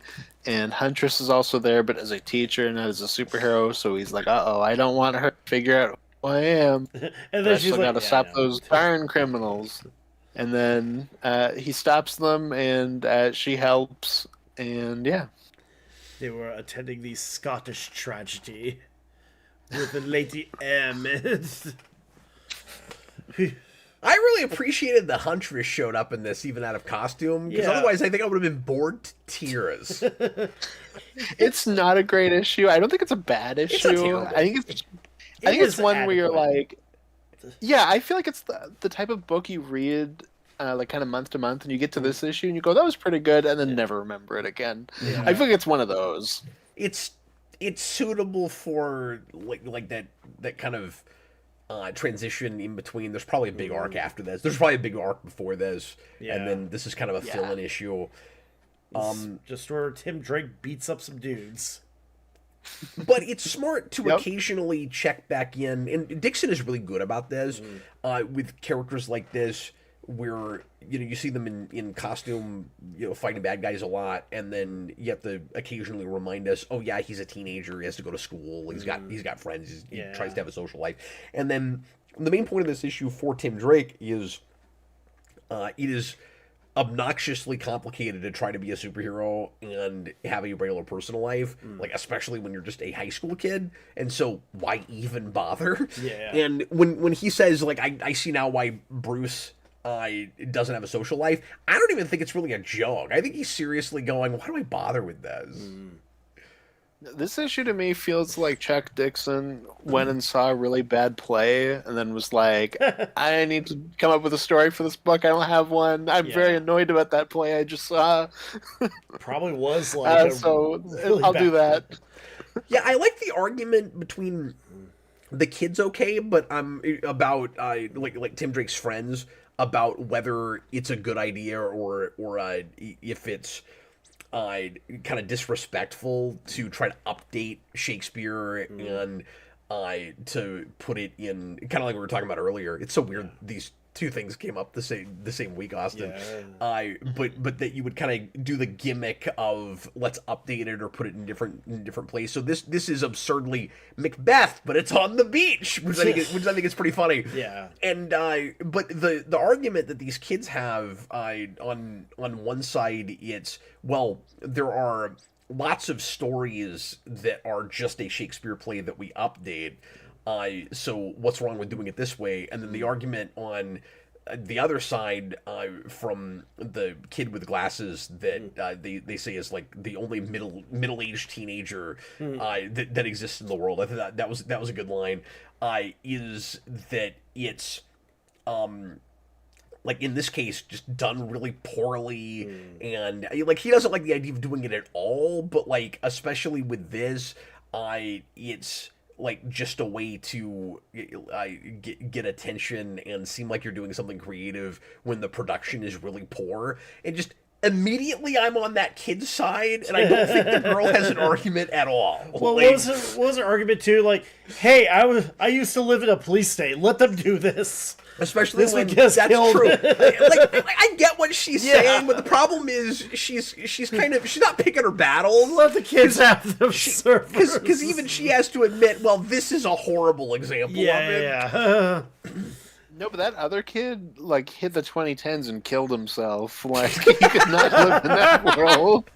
He's living in, like, 93, and he's, like, reboots and, like, bringing stuff back has gone too far, and I won't stand for it. But I also, like, he's taking it too far, and he's hyperbolic because he's a teenager, and he's pretentious. He thinks he's got everything figured out. So, like, I'm immediately kind of siding with him, but I also like that Dixon writes these kids as kids, and you can tell that they both have lots of growing up to do, so that's really good. Kids gotta grow up and find Reddit. But this kid, I immediately kind of related to him when he was like, look, I don't like these new updates of things that I don't have to. There's no one forcing me to like the new James Bond. And I was like, I really respect that. I'm like, dude, GoldenEye just came out, man. Oh, yeah. You're fighting the wrong battles, dude. Give it time, man. There's going to be an N64 game. It's going to be amazing. I also thought this situation was pretty absurd, where it's like, within the span of 15 minutes, Tim Drake breaks up an argument that almost gets physical, and then there's an obligatory gang that wants to steal the money from the vendors at the park. Yeah. I'm like, I mean, I know Gotham is, like, dangerous and corrupt and all of that, but this is goofy. Yeah. Oh, it's super goofy. They're like sitting around in a car with shotguns and ski masks. And everyone is armed! Yeah. Because remember, the argument that Tim breaks up, one of those guys was also armed. Well, they also shoot their guns right next where this play is and nobody notices. I know, yeah. That's true, too. It's really weird. Got some pyro and, like, Surfer Macbeth, too. Yeah. I think it's pretty funny that Huntress, not knowing, Helena, not knowing that Tim Drake is Robin, does the old school, like, 30s school marm, like, grabs his ear. Yeah. I think that was pretty funny. Mm-hmm. Yeah, we do that classic, like, wait a minute, I know who you are in that outfit of yours. Yeah. Yeah, that was... Tim Drake in your school uniform. That was awful. Like, you knew exactly where that was going, and it's like they did the George Reeves Adventures of Superman thing, where it's like, I've got you all figured out, mister, and then you turn the page with your uniform, and I'm like, yeah, like and then a slide whistle plays. Yeah. Yeah, no, that was easily the worst thing in this. Yeah, for sure. Like, don't do that. Wouldn't it have been a lot more interesting if she actually had figured out that he was Robin and maybe just, like, said it to him in code so everyone around him doesn't know what she's talking about, but we, the audience, and Robin. Yeah. I wish that's what it was. That would have been great. And then this would have been what feels like a throwaway one shot that's actually kind of significant. Because now forevermore she would have to know that he's Robin. Yeah. And I don't know why he couldn't do that here, especially because he's one of the big Batman architects of this period. I bet he could have chosen to do that if he really wanted to. Yeah, it's possible. Would have been a way better issue. He might have wanted to, and editorials like not quite yet too. I mean, I know I was gonna he's say got a maybe lot Danny of O'Neill was like, no, Yeah, that's not the way. Danny O'Neill's like, Chuck, look, Well, I know that- you're writing 80 Batman books at the same time, but I mean, that could explain why the ending is so lame. Yeah. He might have had a draft that did that, and it's like, oh, well, now I'm stuck with this lame one-off. I wouldn't have even done this stupid issue if I'd known that I wasn't going to be allowed to let Helena know that Tim Drake is Robin. No, he just saw a bad play and like that. He was just very passionate about that, and then everything else was like, oh, I'll throw something else in there. Well, you know what else is funny? The middle-aged teenager kid is like, what's next? Like Romeo and Juliet with a car chase, and I'm like, that's coming. I mean, And that's coming in like in like 2 years, a couple of years. Yeah. No, it's not far off. Look, there's You're this right guy there. named Boz Lerman. You're gonna hear about it. But it's fun that, and of course, we're just at the mercy of the comic gods when we do this segment. But it's kind of fun that we got a one and done issue like that. I was gonna say, what's next? Romeo and Juliet with Godzilla? Exactly. No, that sounds like an idea. There's money behind They that. also, I didn't mention it when I brought up that book, but we do, of course, the famous balcony scene, and Juliet's dad has a wooden version of Mechagodzilla, and they're fighting in the background, and Godzilla gets pushed into the castle during the balcony scene, and the balcony breaks off, and she falls into Romeo's arms. Sounds It's amazing. great. They should do it. They should do that with other Shakespeare plays. Yeah. It would be cool. The preview for the next issue is Godzilla's The Odyssey, and I'm very excited to see what that looks like. Oh wait, so each issue is a different story? Yeah, so the first miniseries is The Great Gatsby, The Time Machine, Dracula, and what is the last? Sherlock Holmes. Okay, I missed the premise of this somewhere. That's neat. I think I was just explained it poorly, but yeah, that's what it I is. probably just wasn't paying attention. Look, It's if like- they did Godzilla with like Titus Andronicus, I would read that. Oh, there's so many things you could do. Like Exactly. it's so cool. Yeah. Okay, it's time now to shake the phone, and I'll let Chris do it. All right, let's see here. I'll put our fate in Chris's hands. Now, as always, I have veto rights on this, and if we get anything too similar to something we've done recently, like if we got another Powerpuff Girls, I would do that right now. We just did one yeah, of it's those. not Powerpuff Girl. It's Angel. Yeah, let's not do this. All right, let's not do that. Let's do something different. Let's not do that. And part of the reason I don't want to do that is because I'm actually in the middle of reading that right now, and that's like 10 issues from where I am. We got another Chuck Dixon book. It's Detective. Do you want do more Chuck the Truck? No, because that's in the middle of Night's End, and we Yeah. need to finish Nightfall at some point. Right. Austin and I, we put that off forever. Okay, flip it one more time. One more time. One more. Third time's a charm. Let's see what else we All got. right, let's see. Shake, It's a okay. Todd McFarlane Spider-Man. Okay, we may have to flip it one more time. right. I'm sorry to say, because well, okay, so Todd I McFarlane put- Spider-Man. This is Torment. one of the things I put on the wheel was Torment because I've never yeah. read it, and I don't know if I want to do an issue like a couple issues after Torment when we're gonna do Torment. Yeah.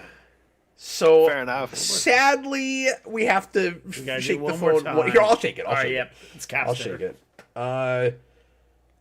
Supergirl. Peter Davis Supergirl. 41. So like real far into that run. Okay. Cool. Yeah. I can't think of any major reason we can't do this. Like Austin and I have done the first arc. Jumping ahead and seeing just a random issue of this later, I'm fine with doing Yeah. that. This That's is cool by probably me. not too far away from the Resurrection Man issue. It's not far off from where they stopped trading it. I can tell you that. I think they stopped at like 44, like it's around there. We've all got Supergirl in the brain right now with that movie coming out, so it's that's appropriate. That's not a bad pick. Yeah. So yeah, Supergirl 41. That's what we'll do next time. We keep shaking on the phone, and I'm getting stuff that I bought recently that I haven't filed yet. So I got to go into a box of just like random issues and go find that because it's not my numbering right now. Yeah. Oh. Okay, it's time now for our final segment for the evening. We're going to do our featured trade review, and I'm so glad there's 3 of us to talk about this, because I don't know how much of it I'm going to even really remember, but I'm going to do my best. We're doing Street Fighter X versus Darkstalkers. It's Street Fighter and Darkstalkers, folks. And this is Udon, I think is the name of the Punisher, of the publisher. It's the name of the Punisher. No, his name is Frank Castle, Cap. His name is not Udon. I thought his name was Udon. That's a common misconception, I know. Frank Castle. I think that was also his fake name in Daredevil season 2. They're like, "Who's this killer? This Udon." It's Udon. His name is Udon. So I don't have. Sorry, I'm trying to get the order of this right. I had to restart my computer earlier, and I don't have this up right now. Yeah. So I have I have played the Darkstalkers games maybe a couple of times in my life. And I vaguely remembered the look of some of these characters as I ran into them. Yeah. Where I was like, oh yeah, that's the wolf-looking guy, and that's the succubus chick, and oh yeah, I played as that cat girl. I think I was when I was playing with that. If I had a main, it was her. Yeah. Because she's like real scrappy and spins around a lot. And she's also a nun, I guess now. By the end, I don't know why she turned into a spoilers. Yeah, just come us all the way to the end. I don't know why she's a nun. Yeah. I don't know if that's a game thing. Even though I've played that a couple times, all the Darkstalker stuff completely over my head. I have no idea what I'm looking at. Well, even a lot of the Street Fighter stuff, like Rashid from Street Fighter 5 is there. Gil, guys, everyone knows Gil. I love it. I don't even know which one's which between Ken and Ryu. Like, I don't know anything about Street Fighter. Well, I thought you were going to say there were even characters where you didn't know if it was a Darkstalker or a Street Fighter. Yeah. So I think I'm pretty good on that, just because most of them are horror adjacent with Darkstalker, but then, like, I vaguely know who Akuma is. Go back to the one. If I didn't know that, I probably maybe could have mixed him up. Here, actually, Q, go back a couple pages to. There's an Ancient Aliens meme joke there. That is like Rashid doing the aliens, the Giorgio Tsoukalos like meme. I missed that. Okay, all right. That's what that is. That is what that is where they went. Well, there was some this. stuff that read self-indulgent to me, but because I didn't know what the reference was, I didn't know for sure. But anyway, Austin, can you give us any kind of brief rundown about what happens in this? Okay, Chris, we'll have you do it. Yeah. I can do it. I can. Chris, what happens in this 9-issue epic crossover? Can I just say, do you guys agree with me? Right. There is no reason on God's green earth this needed to be more than 4 issues. No, yeah. I think the only reason this was like more than 4 issues is because they kept. I mean, they were all like the side stories, and they were trying to get like as many characters from both games as possible. Because at this point, there's a demon fight. Like, the 2 demon factions are warring. There's whoever Gil's deal is.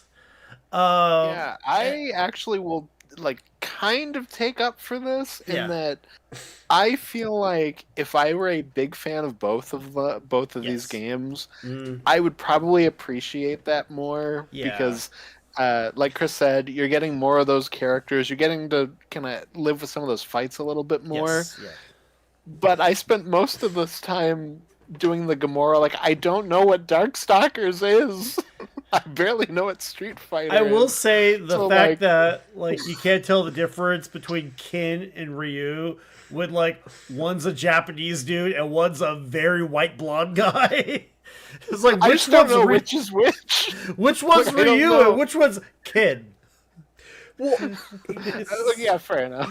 you're totally right as far as fan service goes, and obviously I would have a different perspective on this if I knew these properties and this and like I was the audience for this, and I'm not at all. Right. But the problem is the story we decided to tell is, and I'm going to talk out of both sides of my face for a second, because when you have a story like this with big teams, it's often a smart idea to focus on one or two characters and then let everybody else kind of have their moments. Yeah. This sort of does that, except I feel like it even leans much further into it's really only about two characters. Yeah. And so it being 9 issues long, just for the story they're telling, I kept feeling like it sort of like with what I said with Shredder earlier. I feel like it took way too long to get to the meat of the big villain plot, and once I could sink my teeth into that, I was kind of more into it. But it's like it takes just way too long to get to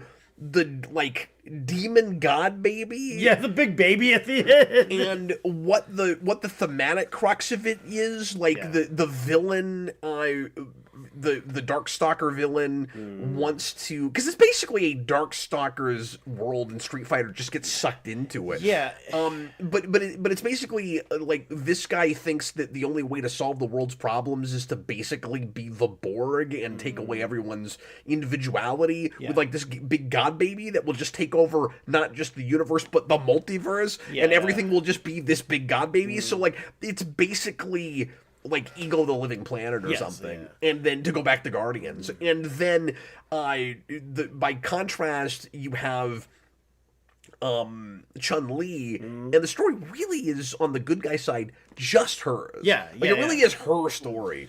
And by the way, I like her in that. Yeah, no, I think I mean, she's well characterized. And her whole thing is she kind of has a no-kill rule.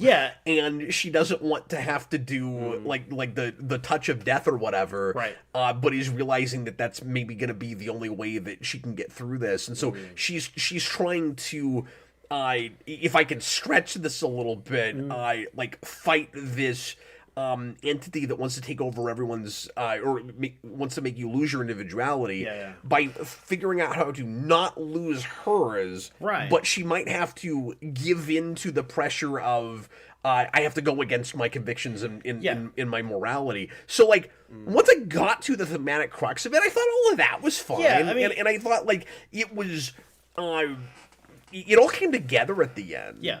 And, like, I didn't have a bad time with this book. And, you know, I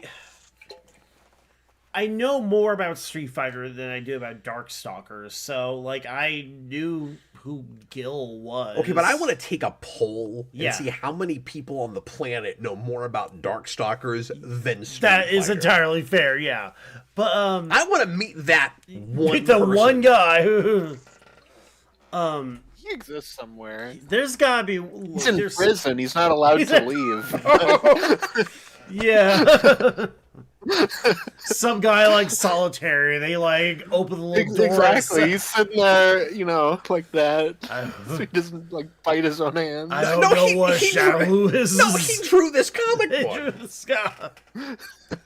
I do love how it's like a big plot point where like Chun-Li has her like actual like Street Fighter 2 outfit too. Like, and like I love Gen's a character from the games, and like Gen or either Gen or Jin, but like I think it's Gen. Robin Shou played Gen in the Kristen Kriuk movie. Liu Kang from Mortal Kombat. Focus, Chris. Sorry. Focus. Oh. Sorry. Yeah, just fun fact.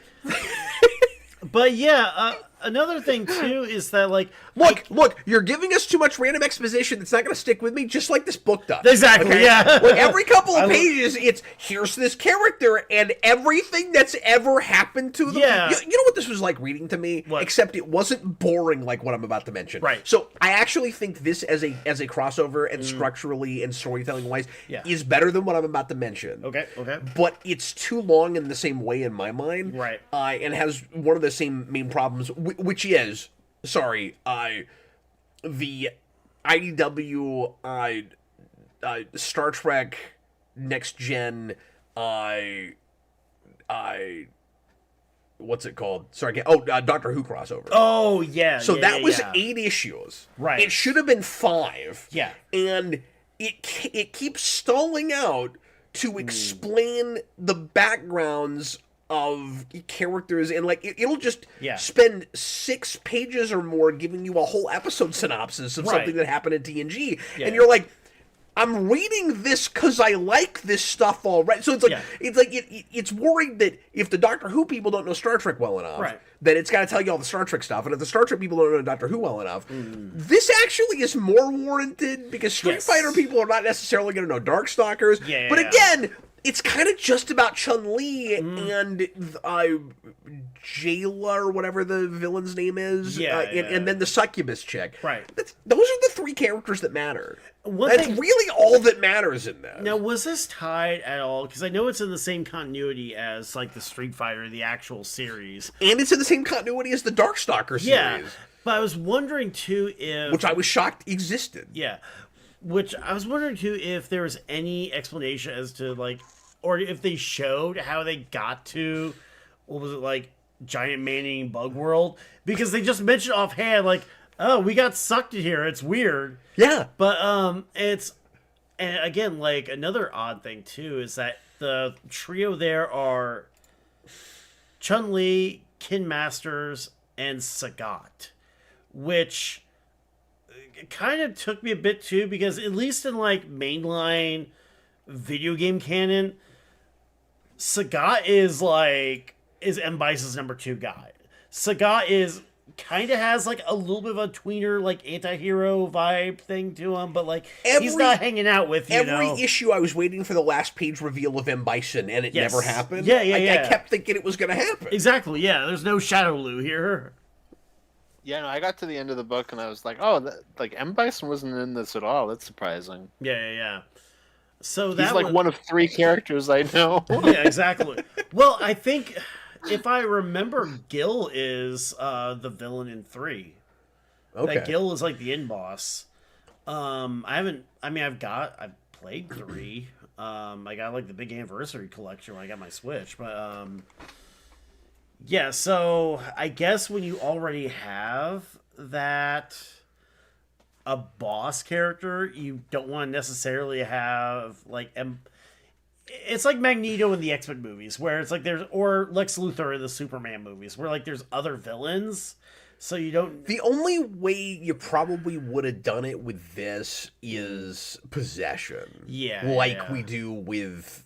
I'm having the same thing Austin did. Was it Ken or was it Ryu? I think it's Ken, right? That's possessed at the beginning. Yes. Yeah. Because weirdly, Ryu isn't there until the end. Yeah, Ryu shows up. Okay, because Ken is here, right? But besides getting mind controlled at the beginning, we don't really do much. He's Hawkeye in Avengers, except not for very long, and then we kind of lose him. Yeah, and like Ryu shows up because Ryu's in a cave somewhere too. So yeah, no. It's weird because you would expect it to go the other way. I guess just with the lore and how much more powerful the Darkstalkers is, it was kind of natural to do this. But it felt like this writer and maybe this artist was more excited about the Darkstalker side. Whereas like the Street Fighter characters are just kind of here. Almost. Yeah. But I did appreciate that it wasn't your typical like team up villain thing, where it's like the Darkstalkers give you a more kind of natural bad guy presence. Right. I mean, the Street Fighter characters can just be a team that goes in to fight them, but then there are good guy Darkstalkers, and they talk about whether like demons can be good people or redeemed and all of that. And so you have the cat girl who I was very confused about because when she comes in and says, "I'm from Kansas," I Yeah, thought she was she's- joking. Right. And then you got to the end and she goes back to Kansas. And I was like, oh, because I thought you were like a demon chick. Yeah. But I guess is she human and dresses like a cat, or is she actually part cat? I have no idea. Yeah, but she's also like a nun. Weirdly enough, that they left her on like the doorstep. And But I thought she just became... Okay, see, I thought she decided to randomly become a nun at the end. Yeah. When they did the time jump. Because I She's think like a Mog, but a cat. She's a man. I'm my own best friend. Perfect. Oh, so Doctor. Exactly. I'm my own tormentor. Okay, so Be the yeah, cat equivalent. yeah. I guess Oh, Jita is the name of it. It's not that I mispronounced it, Nicholas Bodo. It's that I couldn't remember what it was. It starts with a J. That's I all I wasn't sure if it was remember. like Jita or Jetta too. I couldn't remember. Not sure. I put an L in it. I couldn't remember what the Yeah. hell it was. I went to that alien chick from Star Trek Beyond. I don't know. I don't know what the heck Yeah. his name is, or No. his name is. But I his guess, name. Yeah, I saw a thing too about Sagat redeem himself because I know like there's a weird sort of like friend me thing between Sagat and Ryu because like the big scar across his face. You see, in Street Fighter 1, the final boss is Sagat, and then Street Fighter 2, when you see the scar, it's because Ryu used the Dragon Punch when he had I'm the glad Dark you're Hado here, was here with you. But now I wish I'd spent all last week just playing Darkstalkers games, so I Yeah. could be like, look, I know all this Darkstalkers lore now, and I can tell you why one chick. One Darkstalker chick is like part of the soul of the succubus chick and wants to remerge with her, but the succubus chick doesn't want to remerge with her. Yeah. And then toward the end they remerge and they become the succubus chick. Yeah, I know. That's. And I've gone cross-eyed. Oh, look, I've gone cross-eyed. And I swear to God, maybe I shouldn't even bring this up, but I just thought it was funny. Yeah. Obviously, sorry, I didn't mean to step in front of you. No, you're. I obviously a big aspect, like one of the big appeals to this book is supposed to be eye candy. Yeah. There's obviously a lot of that. Right. Like there's a lot of like overtly sexualized drawing in this. Yeah. And I swear to God, when they merge the two girls together, the new one is way bustier. Like I swear to God, they did that. They combined. Combine the power of both. That was an unfortunate hand placement, but It really was. No, it's, Well, a no, world it where, really it's a world where shirts don't exist because men also don't wear shirts. Yeah, I mean, at least it's equal opportunity, I suppose. Exactly, yeah. What did you guys think of the Yeah, art in exactly. this, just in general? I've seen. I think it kind of actually got a lot of the feel of like the Street Fighter, the more recent Street Fighter games too. Like when you play like 6 and 5, where everybody kind of has like the Ed McGuinness thing going on too. Well, and we should mention that this comes out in 17, Yeah. and it's a book that's like real out of time to me. Like I'm a little. If you just handed this to me, I would have never guessed it was that late. I could see like that too, it yeah. reads like it should have come out in like 05, It reminds me of. 03 was what I was thinking. It Yeah, reminds me of. mid 2000s. Yeah. yeah. I think, well, it looks like a lot of the Street Fighter books I've seen and a lot of Street Fighter books that came before. It's consistent with the art. Yeah. Of the standalone Street Fighter series, and I like what this stuff looks like better than the Ninja Turtles crossover. It reminds me of... Oh yeah, this rock and roll guy is great. Yeah. It reminds me of the Archie Mega Man books, too, just the art style. Yes. Just that very, like, cartoony, but still, like, actually... Yeah, cartoony, but still just, like, substantial, realistic enough, too. But I like how that's colored better. Yes, yeah. No, I thought the art does a good job of capturing what the games look like. Yeah. It's very Saturday From morning. what, I mean, from what I've seen, I've never seen what Darkstalkers look like. I didn't know Darkstalkers existed until like 6 months ago, and Cap was like, "Capcom made a horror fighter. You should check that out." Well, yeah, isn't that weird? Now we're having to do a book Yeah. based on it. What's weird about it is you're right. It looks more like, at least in my recollection with the Darkstalkers games, it looks more like Street Fighter. Yeah. But it's using so much lore from Darkstalkers that I almost kind of wish it looked more like that. Yeah. But then I think the art, I didn't look real closely at it, but I think the art for the Darkstalkers miniseries is also closer to this. But if you go look at those games, it's they're kind of flat 2D fighters, with like real heavy black outlines, and I'd love to see a book that looks like that. You know, where all the characters kind of look like stickers that like barely fit in the backgrounds. Because that's what Darkstalkers looks like, and it could be fun to have a book that's just that. Yeah. You know, it's like Paper Mario, but it's Darkstalkers. Well, I know, like when they did Metal Well, that Gear makes me want a Mortal Kombat book that looks like the original 3 Mortal Kombat games. Exactly. You just get like some old like Texas Ranger like stuntman. Darkstalkers is such a unique, stylized looking fighter, though. Like, there's nothing else that looks like that. Yeah. I was gonna say too, like another book that came out a few years ago too. I mean, like I say a few years, I mean like 10 to 15. The Metal Gear Solid comics also use. Can we not ever talk about that ever again? Oh, you don't understand. I will. No, you don't understand. But yeah. I'm sorry. You feel free to say whatever you want. I was just saying too. While I sit over here and have PTSD. Well, just that the art in those comics is reminiscent of like the box art in the games too. Yeah, that's true. Which probably not the choice I would have made, but well, see, now that I'm looking at this again, maybe I'm wrong when I say nothing looks like Darkstalkers, because I remember this looking a little bit more stylized than it is. When I'm looking at this now, like it's like a lot of other Capcom fighters. Yeah. This is 3. Maybe I was looking at another one that's kind of different from this. I don't know. But they're not that far away from a Marvel vs. Capcom, and I know that there's some characters from this that was in Marvel vs. Capcom games. Well, that was like the one time where I was like, "Oh, I think I know this character."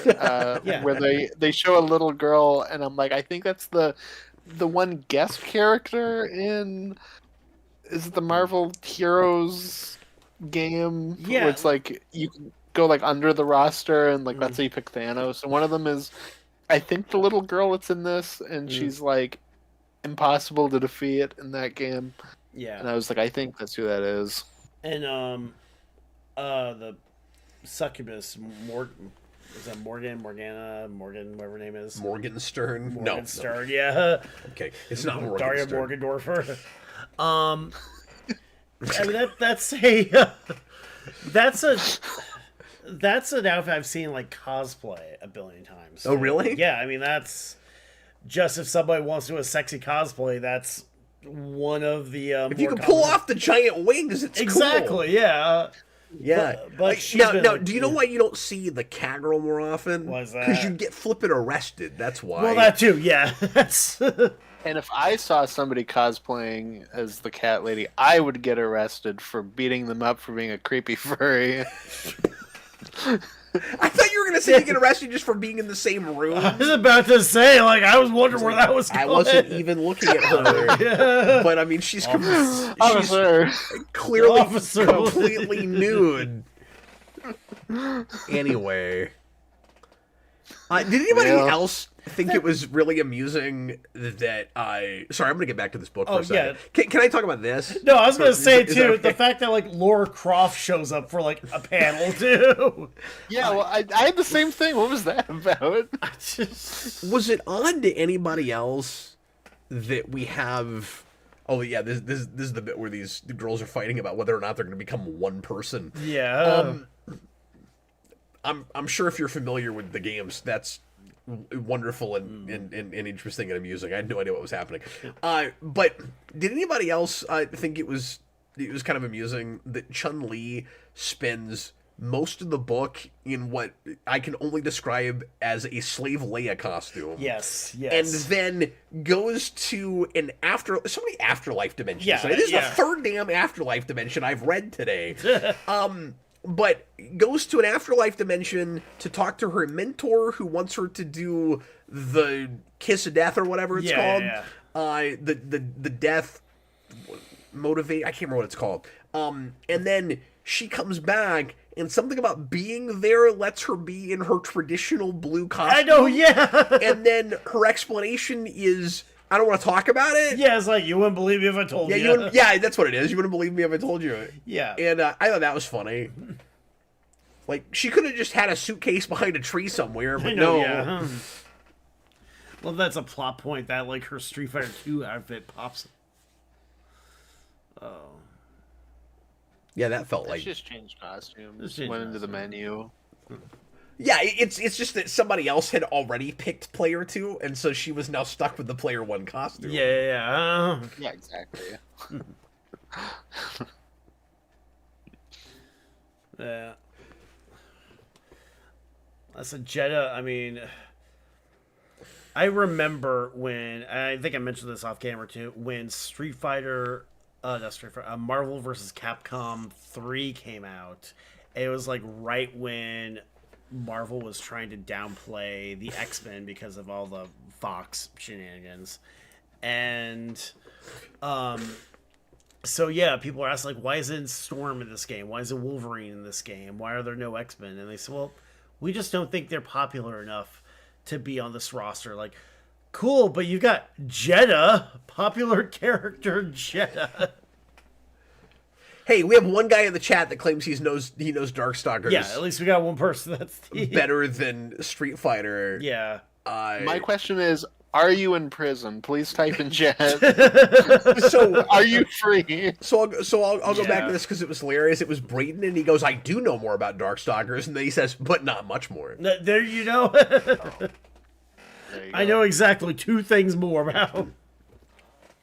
I mean, it might be a percentages thing too. Like, all right, I know like 95% of Street Fighter, but I know 97% of Darkstalkers. So Austin, you disagreed with me a little bit when I said that this book was a lot longer than it needed to be. Did you find it to be kind of a slog, or were you just Yes. or were you just looking at it more from the perspective? I was playing devil's advocate. Of a fan going, well, if I was really into this, I'd probably appreciate all the fights and all the different Yeah, no, I was characters playing they brought in. devil's advocate on that because I do think, like, if this were a game I was more invested and interested in, I probably would have been fine with that. No, for me, this was like starting the Silmarillion on chapter 6, and I don't even know who Frodo is. I was like, I have no idea what's happening. This is completely incomprehensible.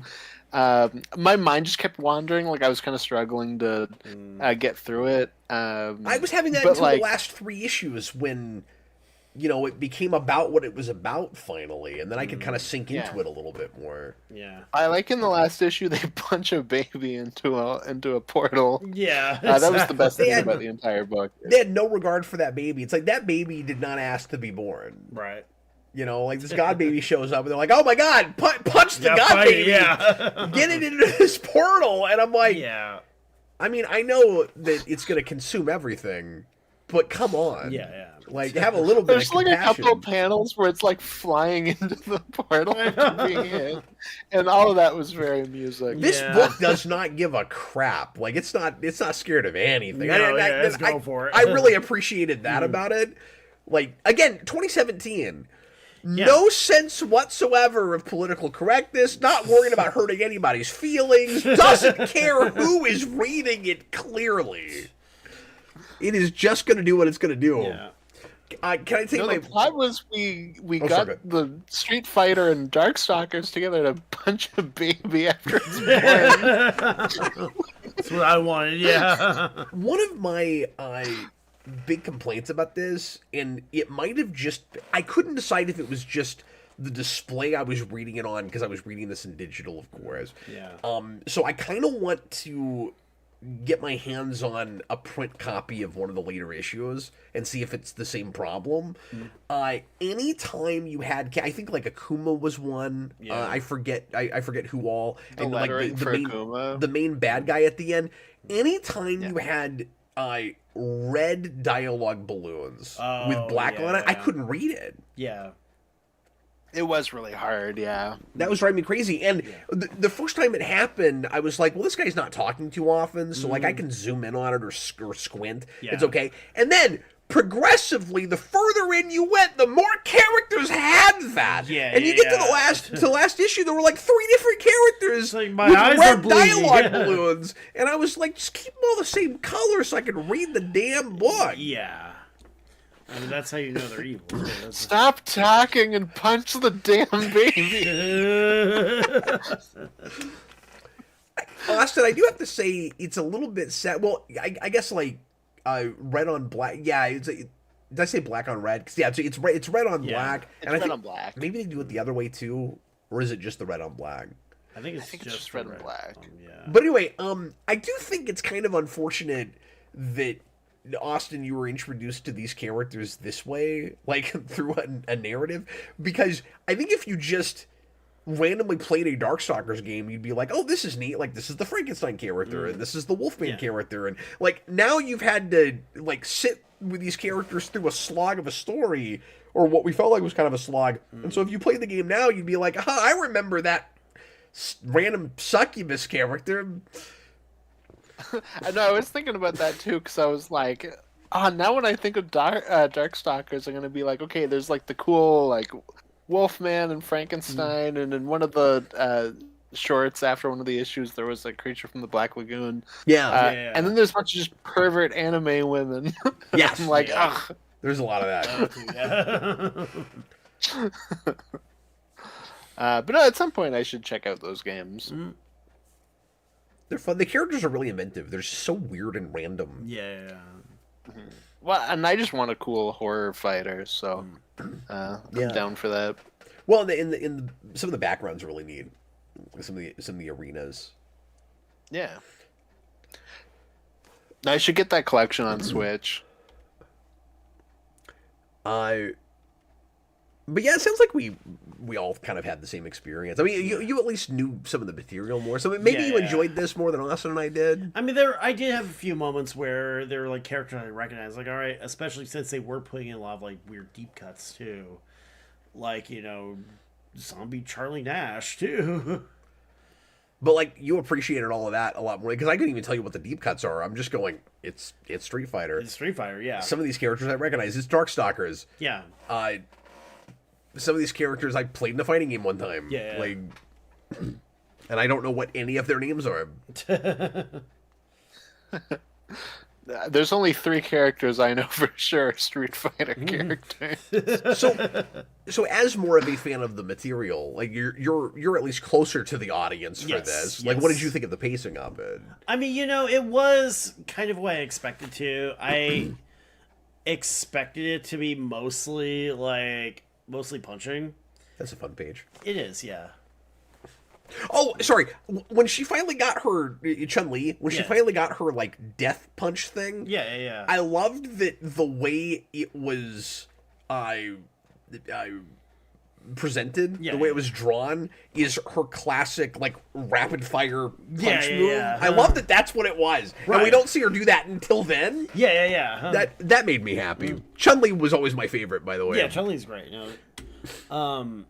Yeah, I mean, Chun-Li's like the Pikachu, and that she's like the main one that I can name. Yeah. Well, and Ken and Ryu, and the other Street Fighter things that we've had to read were more about either Ken or Ryu, if memory serves, and like Chun-Li usually gets stuff to do, but I actually really liked that she was the protagonist of this. Yeah. Just because I'm not a big Street Fighter guy, I know almost nothing about Darkstalkers, and she's the one, and I don't really know anything about Chun-Li, but she was always my main if I was gonna play Street Fighter. Yeah. And I like her look and stuff, so I was like, oh cool, I get like a kind of a character thing for Chun-Li, who I ostensibly like. Yeah. So that was fun. Yeah. Well, I mean, Chun-Li, the day Basic graced her village, it was the most important day of her life, but for him, it was Tuesday. We all read this, and you were still off on an island on your by yourself. Well, we have no idea what the hell you're talking about. Look, it's that Raul Julia movie too. That's whatever you say about the movie, he was bringing it. So last night, in the timing for this is really cool. Yeah. Because last night, Jason and I talked about the trailer for the new Street Fighter movie. Yes. Yeah. And which just looks bat stuff insane. Yes. And it looks like somebody was very excited to make this totally over the top, I know, right? ultra goofy, campy Street Fighter movie. Yeah. It might be great. It might be terrible. But Jason watches the trailer.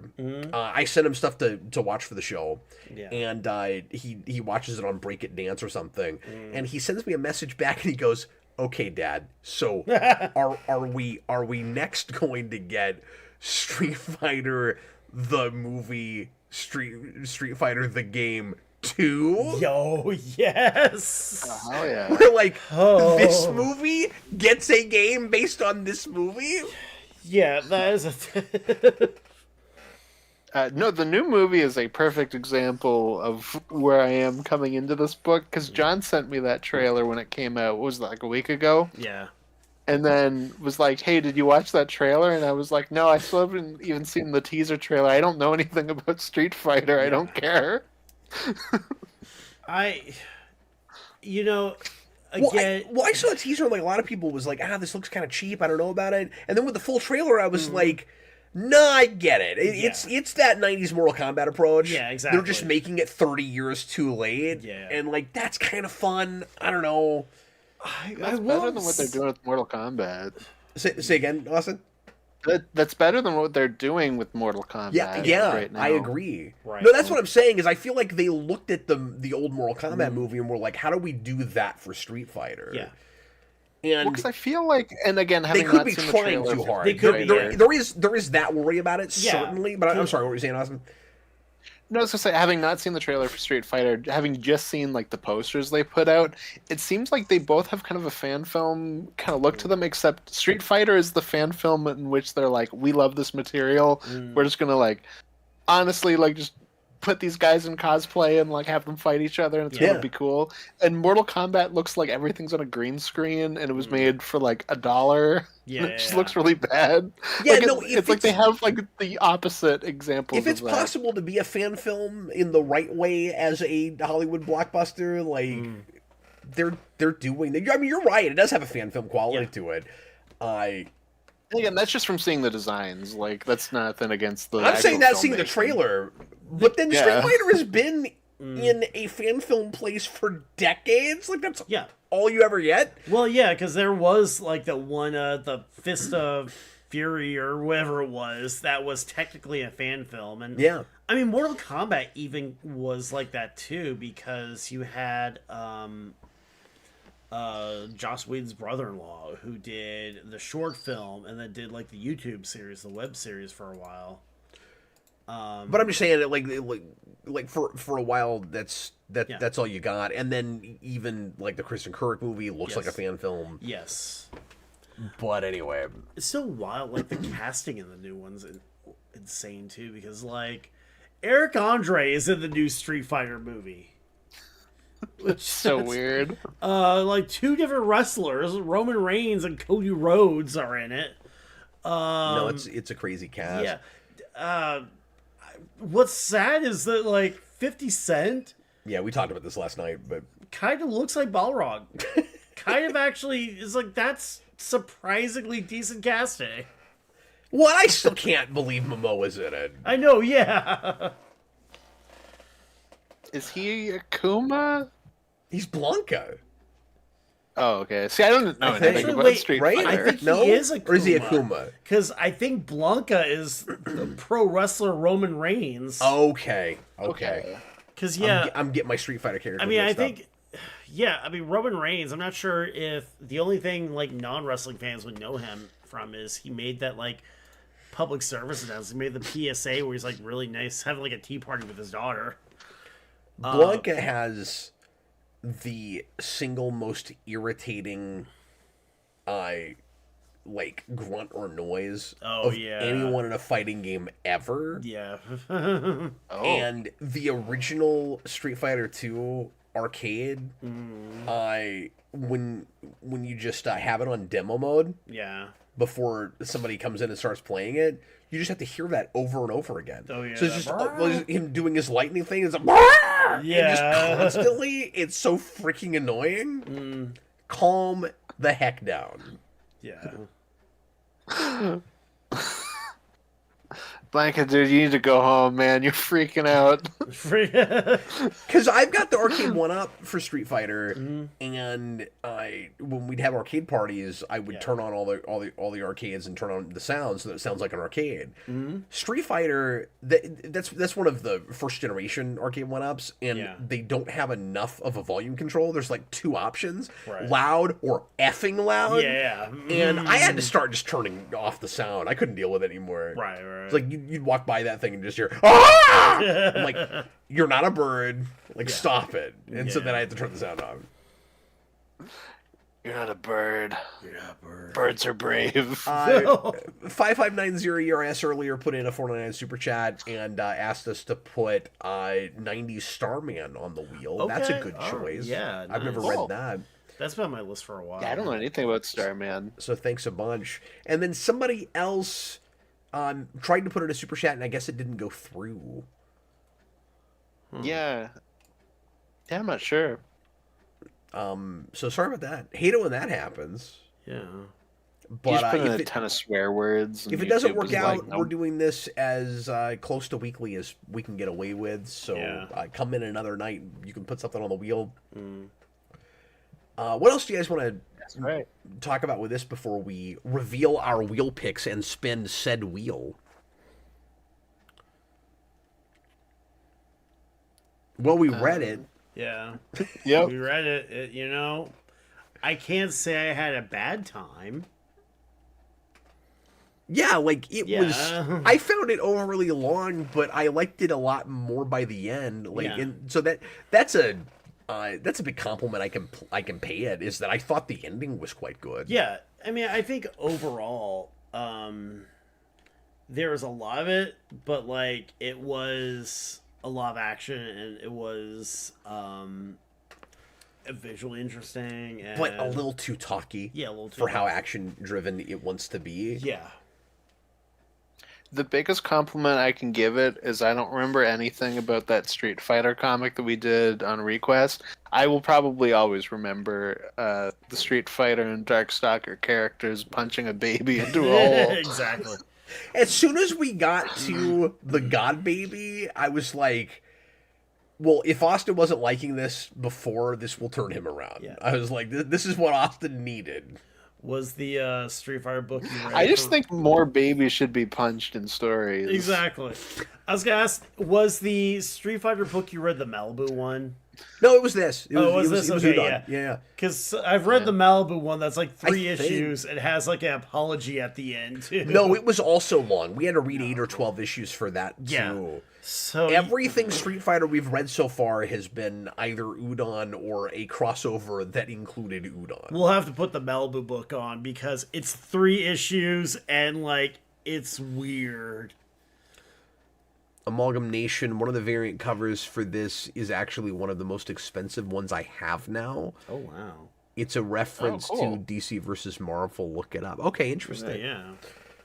There were a couple of variant covers that were so sexually explicit I couldn't even show them. Oh my god, Yeah. really? They're just crazy. Where like I was pulling panels down, and there was one where I was like, "Oh, I'm not going to show the variant covers because I cannot pull that." Yeah. How do you get that content strike you? Oh, here's that crazy baby. Jesus. Yeah. Well, I mean, I don't think we get struck. I just don't want to. That's fair. Like, I shouldn't show that. Yeah. That's a little much. Kind of. I'm gonna end up on a list if this is in the video. Anyway, yeah, and now she's a nun. Yeah. That's got to be a reference to maybe her alternate skin is a nun. That's yeah. I kind of feel like that was a thing in the games, but like again, it's a clip I've seen maybe on YouTube. I think it's also a reference to like how much clothes does she wear? None. Touche. Well, Where I thought you were going with that is, see, it's funny and ironic because she's totally naked, basically, and now she's a nun and fully clothed. But you took it to a pun place, and I really respect that. Yeah. That was wonderful. Well done. yeah, you're back in the habit. Okay, so Can we take a moment of silence for that joke? So anyway, so we're gonna have to decide if the super chats for the show we're on go on the wheel that we're spinning right now, Right. or if they go on the wheel for the next time we spin it. Because I hadn't really given that any thought, and I can do it, but it'll take a second because I now have to update the wheel. But no, we can do that. We can Dealer's go. choice. We can go ahead and add it now. Everybody, just give me a minute here. Austin, Chris, talk amongst yourselves. No. Yeah. No, we're good, man. It's like, I don't want to talk Okay. about Chris. This is what I want to talk about. He's just gonna explain more like random Street Fighter characters. Yeah. Now you see, there's Charlie Nash, who was Guile's original partner, but then he died, and that's why Guile was in the Street Fighter tournament. We learned that in the Alpha trilogy, but then Street Fighter. Is he a type of Ken? It's a type of kid. Ask you a question. Yeah, Why do you know freaking everything? it defies me. That is a good question. Look, yeah, I honestly don't ask them this stuff. It's like the. So you have like the Hadouken, right? Yes. Like Hadouken. Yeah, Hadouken. And then isn't there one that's like Ryuken? Oh, the show Ryuken, yeah. Is that what it show Ryuken? And it's like, Yeah. did we really just that take what Ryu Ryu's name does? and Ken's name and put them together Pretty as a much. fighting move? Like, I never thought about that until I was Yeah. reading this, and Until you I actually saw see it on it. paper, and I went, wait a minute. We just sandwiched two characters' names together for the name of a move. You know what that reminds me of? Why do they do that? You know. Do they how- both have it? Yeah, they both have it. They can both say that. They both say that, yeah. Okay. But you are know- they like those? they can sorry, say are they like anything the they want. succubus Yeah, chick, where one is technically. part of the soul that goes in the other one? So, like, the real reason that they exist the way they do is because in Street Fighter 1, Ryu was player 1, Ken was player 2. Like, you Oh, didn't have... that's right. And there yeah, were no other roster. no other rosters. And then the characters were like Joe. That was... Which or- is the main character in Street Fighter 2010? Because that's the only one I know Ken. about. It's Ken, actually. That's the... Okay, it's Ken. Yeah. I know it's one of them, Yeah. and the other one is dead. Yeah, But I think it's like the end boss. I don't know, Yeah. I don't remember. I've never played that, but I kind of want to, even though it's... That's wonderful. Yeah. Austin, Yes. if you remember, and I can read them for you if you don't, reveal some of the things that you chose to put on the wheel that might come up tonight. What did I pick? Okay, so I picked Skybound's Invisible Man. Yeah. Yeah. Skybound's Duke Mini. I picked Alias. I picked. And then you picked one more because we capped it off You at picked 4 for each four. of us. Mm. So Do your I fourth remember the one was fourth? Escape by Rick Remender, That's right. which I know I should have nothing about. rememred that because I looked to see when issue 7 comes out today. And then what did you pick, Austin? All right, Austin, Chris. That's Austin. I What like did you told pick? you. But I picked... Well, yeah, so I picked... It's Chris. The day goes. The Day Ghost. Yeah, I actually have the list here. I can just look at. That's true. That's true. So I picked All Star Western from the New 52, which is a book I actually cool. really like, just because it's a Western set in Gotham City with Jonah Hex and Amadeus Arkham. I read like one issue of that when it came out. It seemed cool, but Yeah. I never finished it. And I Yeah, I've just been remember thinking for a while about checking that out. Yeah. Did and- you read the Dead Man stuff? I did not. That was really good. Yeah. I also we were talking about Hawkman earlier. I picked a book that it's been on my list for a while. Hawk World. Like the 3-issue miniseries. Is that an 80s book? 90s Yeah, it's book? an late 80s, I think. I thought so. I want to say it was like kind of right before 0 Hour because I think that's right. yeah, it was like an Elseworld that got worked into like his actual Who origin. wrote that? Oh, I I mean, we can look it up. but- yeah, I'll have to remember. It's somebody we've heard of. Then now this one I do know. Doctor Strange and Doctor Doom: Triumph and Torment, which is an OGN. That was Mike Mignola doing. Oh. Yeah. Hell yeah. I mean, it's basically. Oh, Ostrander Ostrander, yes. So, is Hogwarts. Oh, cool. yes.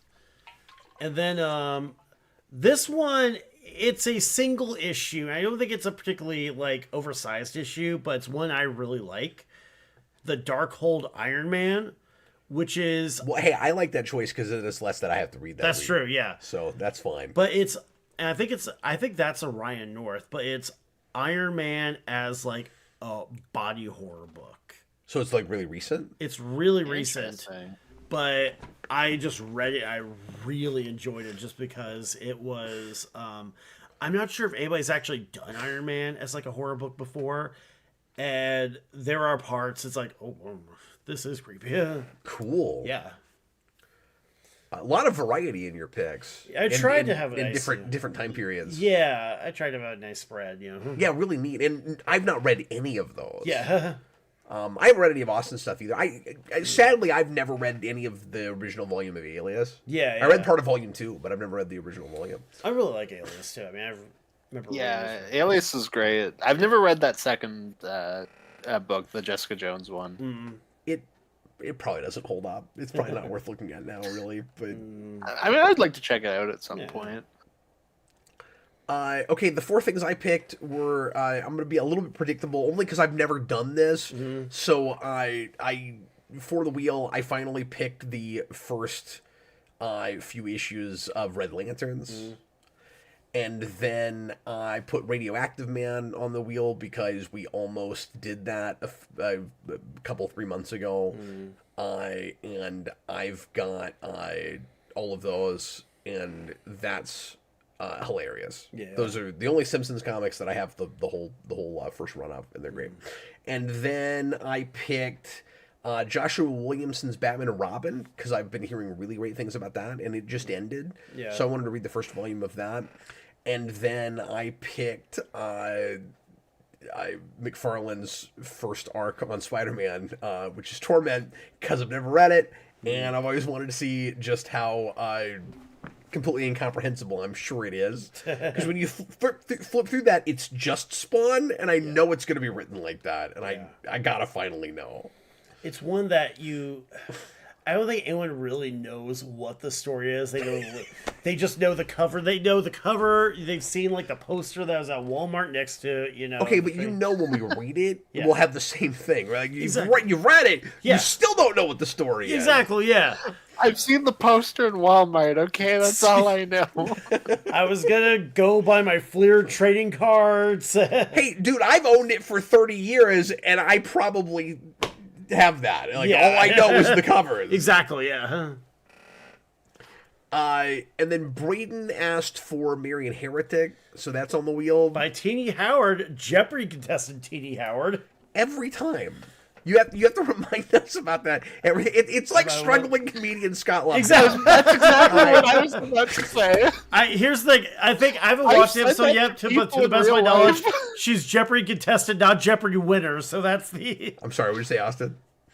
No, I've said that to people in real life. Struggling comedian Scott Lobdell. That is just his full name. It You is. can't say- It really is. You can't cut off struggling comedian. Exactly. And then the 2 super chats we got tonight for the wheel, and you've got just a minute if you want to throw another one in. Manitube asked for Untold Tales of Spider-Man, and 559 asked for Starman, the first 9 issues 0 to 8. And that's a 80s or 90s run. Yeah. Ryukin Dojo put in a $2 super chat, so not for the wheel. Ryu in Japanese means dragon, Ken means fist. Oh, okay. So that makes sense. That makes sense. It does. It does. The dragon fist. Okay, now it's not as silly as it sounded before. Right. But it's like, oh, we took two, you know, like now I want to be like Blanca and Chun Li. Yeah, exactly. You yell Blanca Chun Li, and then a big giant fireball comes out. Yeah. Akuma and Bison. Pew! Akuma Matata. It means no worries. That means a lot of worries. It's a lot of worries, yeah. Okay, Ooh. without further ado, let's spin this wheel, and then we can all go to bed. Here we go.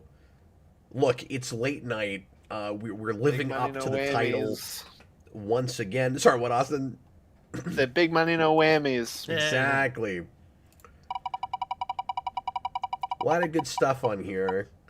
So for next time, we got your We got the your one Darkhold issue, book. yeah. Oh, good. Yeah, this will be quick, but again, I think it was good. So, Okay, so No, that sounds Darkhold really cool. yeah. Iron Man for next. So you said it's not even oversized. Not even oversized. I think it's literally like 20 Our some feature pages. is going to be 20 pages. Just there you go. It's an 8-page story. And It's that one pager I was talking about earlier. We essentially have 2 covers of the week. Yeah. You know That's what? cool. Sad thing too. We might need to put Hellboy pancakes on it. That's like a 2-page yeah. story.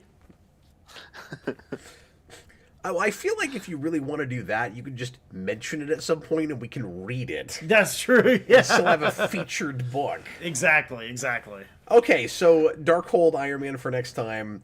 Did you see that was recent? Yeah, within the last, it was part of like they did like a big Darkhold event. Like, That's the horror one you were talking yes, about, right? yes, Cool. yeah.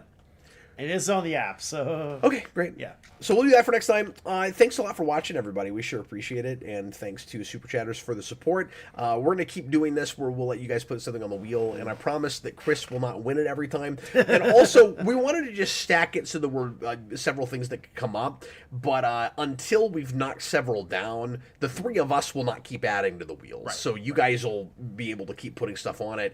Unless we get down to where people aren't asking for stuff and we've only got like 7 or 8 things on the wheel. Yeah. And then we'll each maybe put one more thing there. Right. But that way we all get to pick things. Mm-hmm. And that's the plan as it stands right now. Yeah. Austin, thanks for joining us. Sorry about the technical problems and late start. I'm used to it. It's all good. But luckily it worked out. Yeah. And I'm glad because I didn't want to have to go one more week with a bunch more books to talk about. Because I'm going to have at least 5, I think, for next time. Yeah. Yeah, I think I have 10 this week. Good Lord. Yeah. I've pared down a bit. I had a bunch of miniseries that ended not too long ago, and I've not replaced a lot of them. But so I may try a few new things, but like I had maybe 24 on my pull, and I'm down to like 16 right now. I just need to read the stuff I got too. Like I got a few things up in Chicago. You just need a pull list. You need to stop walking to stores and buying issues 3 and 5. You know what? You're not wrong. You're not wrong. That's a fair 3 and point. 5 are good issues, Cav. God damn it. Exactly. Yeah, well, Chris has this unusual kind of original sort of collection. Yeah. Where a lot of people buy just number 1s. He buys 3s. Yes, he's always that's going for true, the third actually, issue. yeah. No, here's the thing. Marion Heretic is on that. I bought issue 3 of that. Not even joking. Did you really? And then I found like issue 1. Like, oh, good. I just need 2 now. I can't even make fun of you properly. Like I try to insult Chris, and he's like, you're right about that. It's true. Look, man, I know how I live If my you life. were- If you were to look into that Darkhold thing, it would be a series of one-shots, and the Iron Man would just be the 3rd one. Yes. That's I kind bet it of. is. I bet it's the 3rd one. It is, yeah. It might actually be. Because, yeah, the Darkhold, it was like a series of one-shots. And I just thought the Iron Man was the best one. Iron Man's cool. Yeah. And I'm actually buying an Iron Man book right now. It's Yeah. amazing. It's actually pretty good. Yeah. Yeah. Well, guys, thanks for watching. We sure appreciate it. I was Captain Logan. This was Chris. And that was Austin. We'll see you again next week. Bye, folks. Bye, everyone.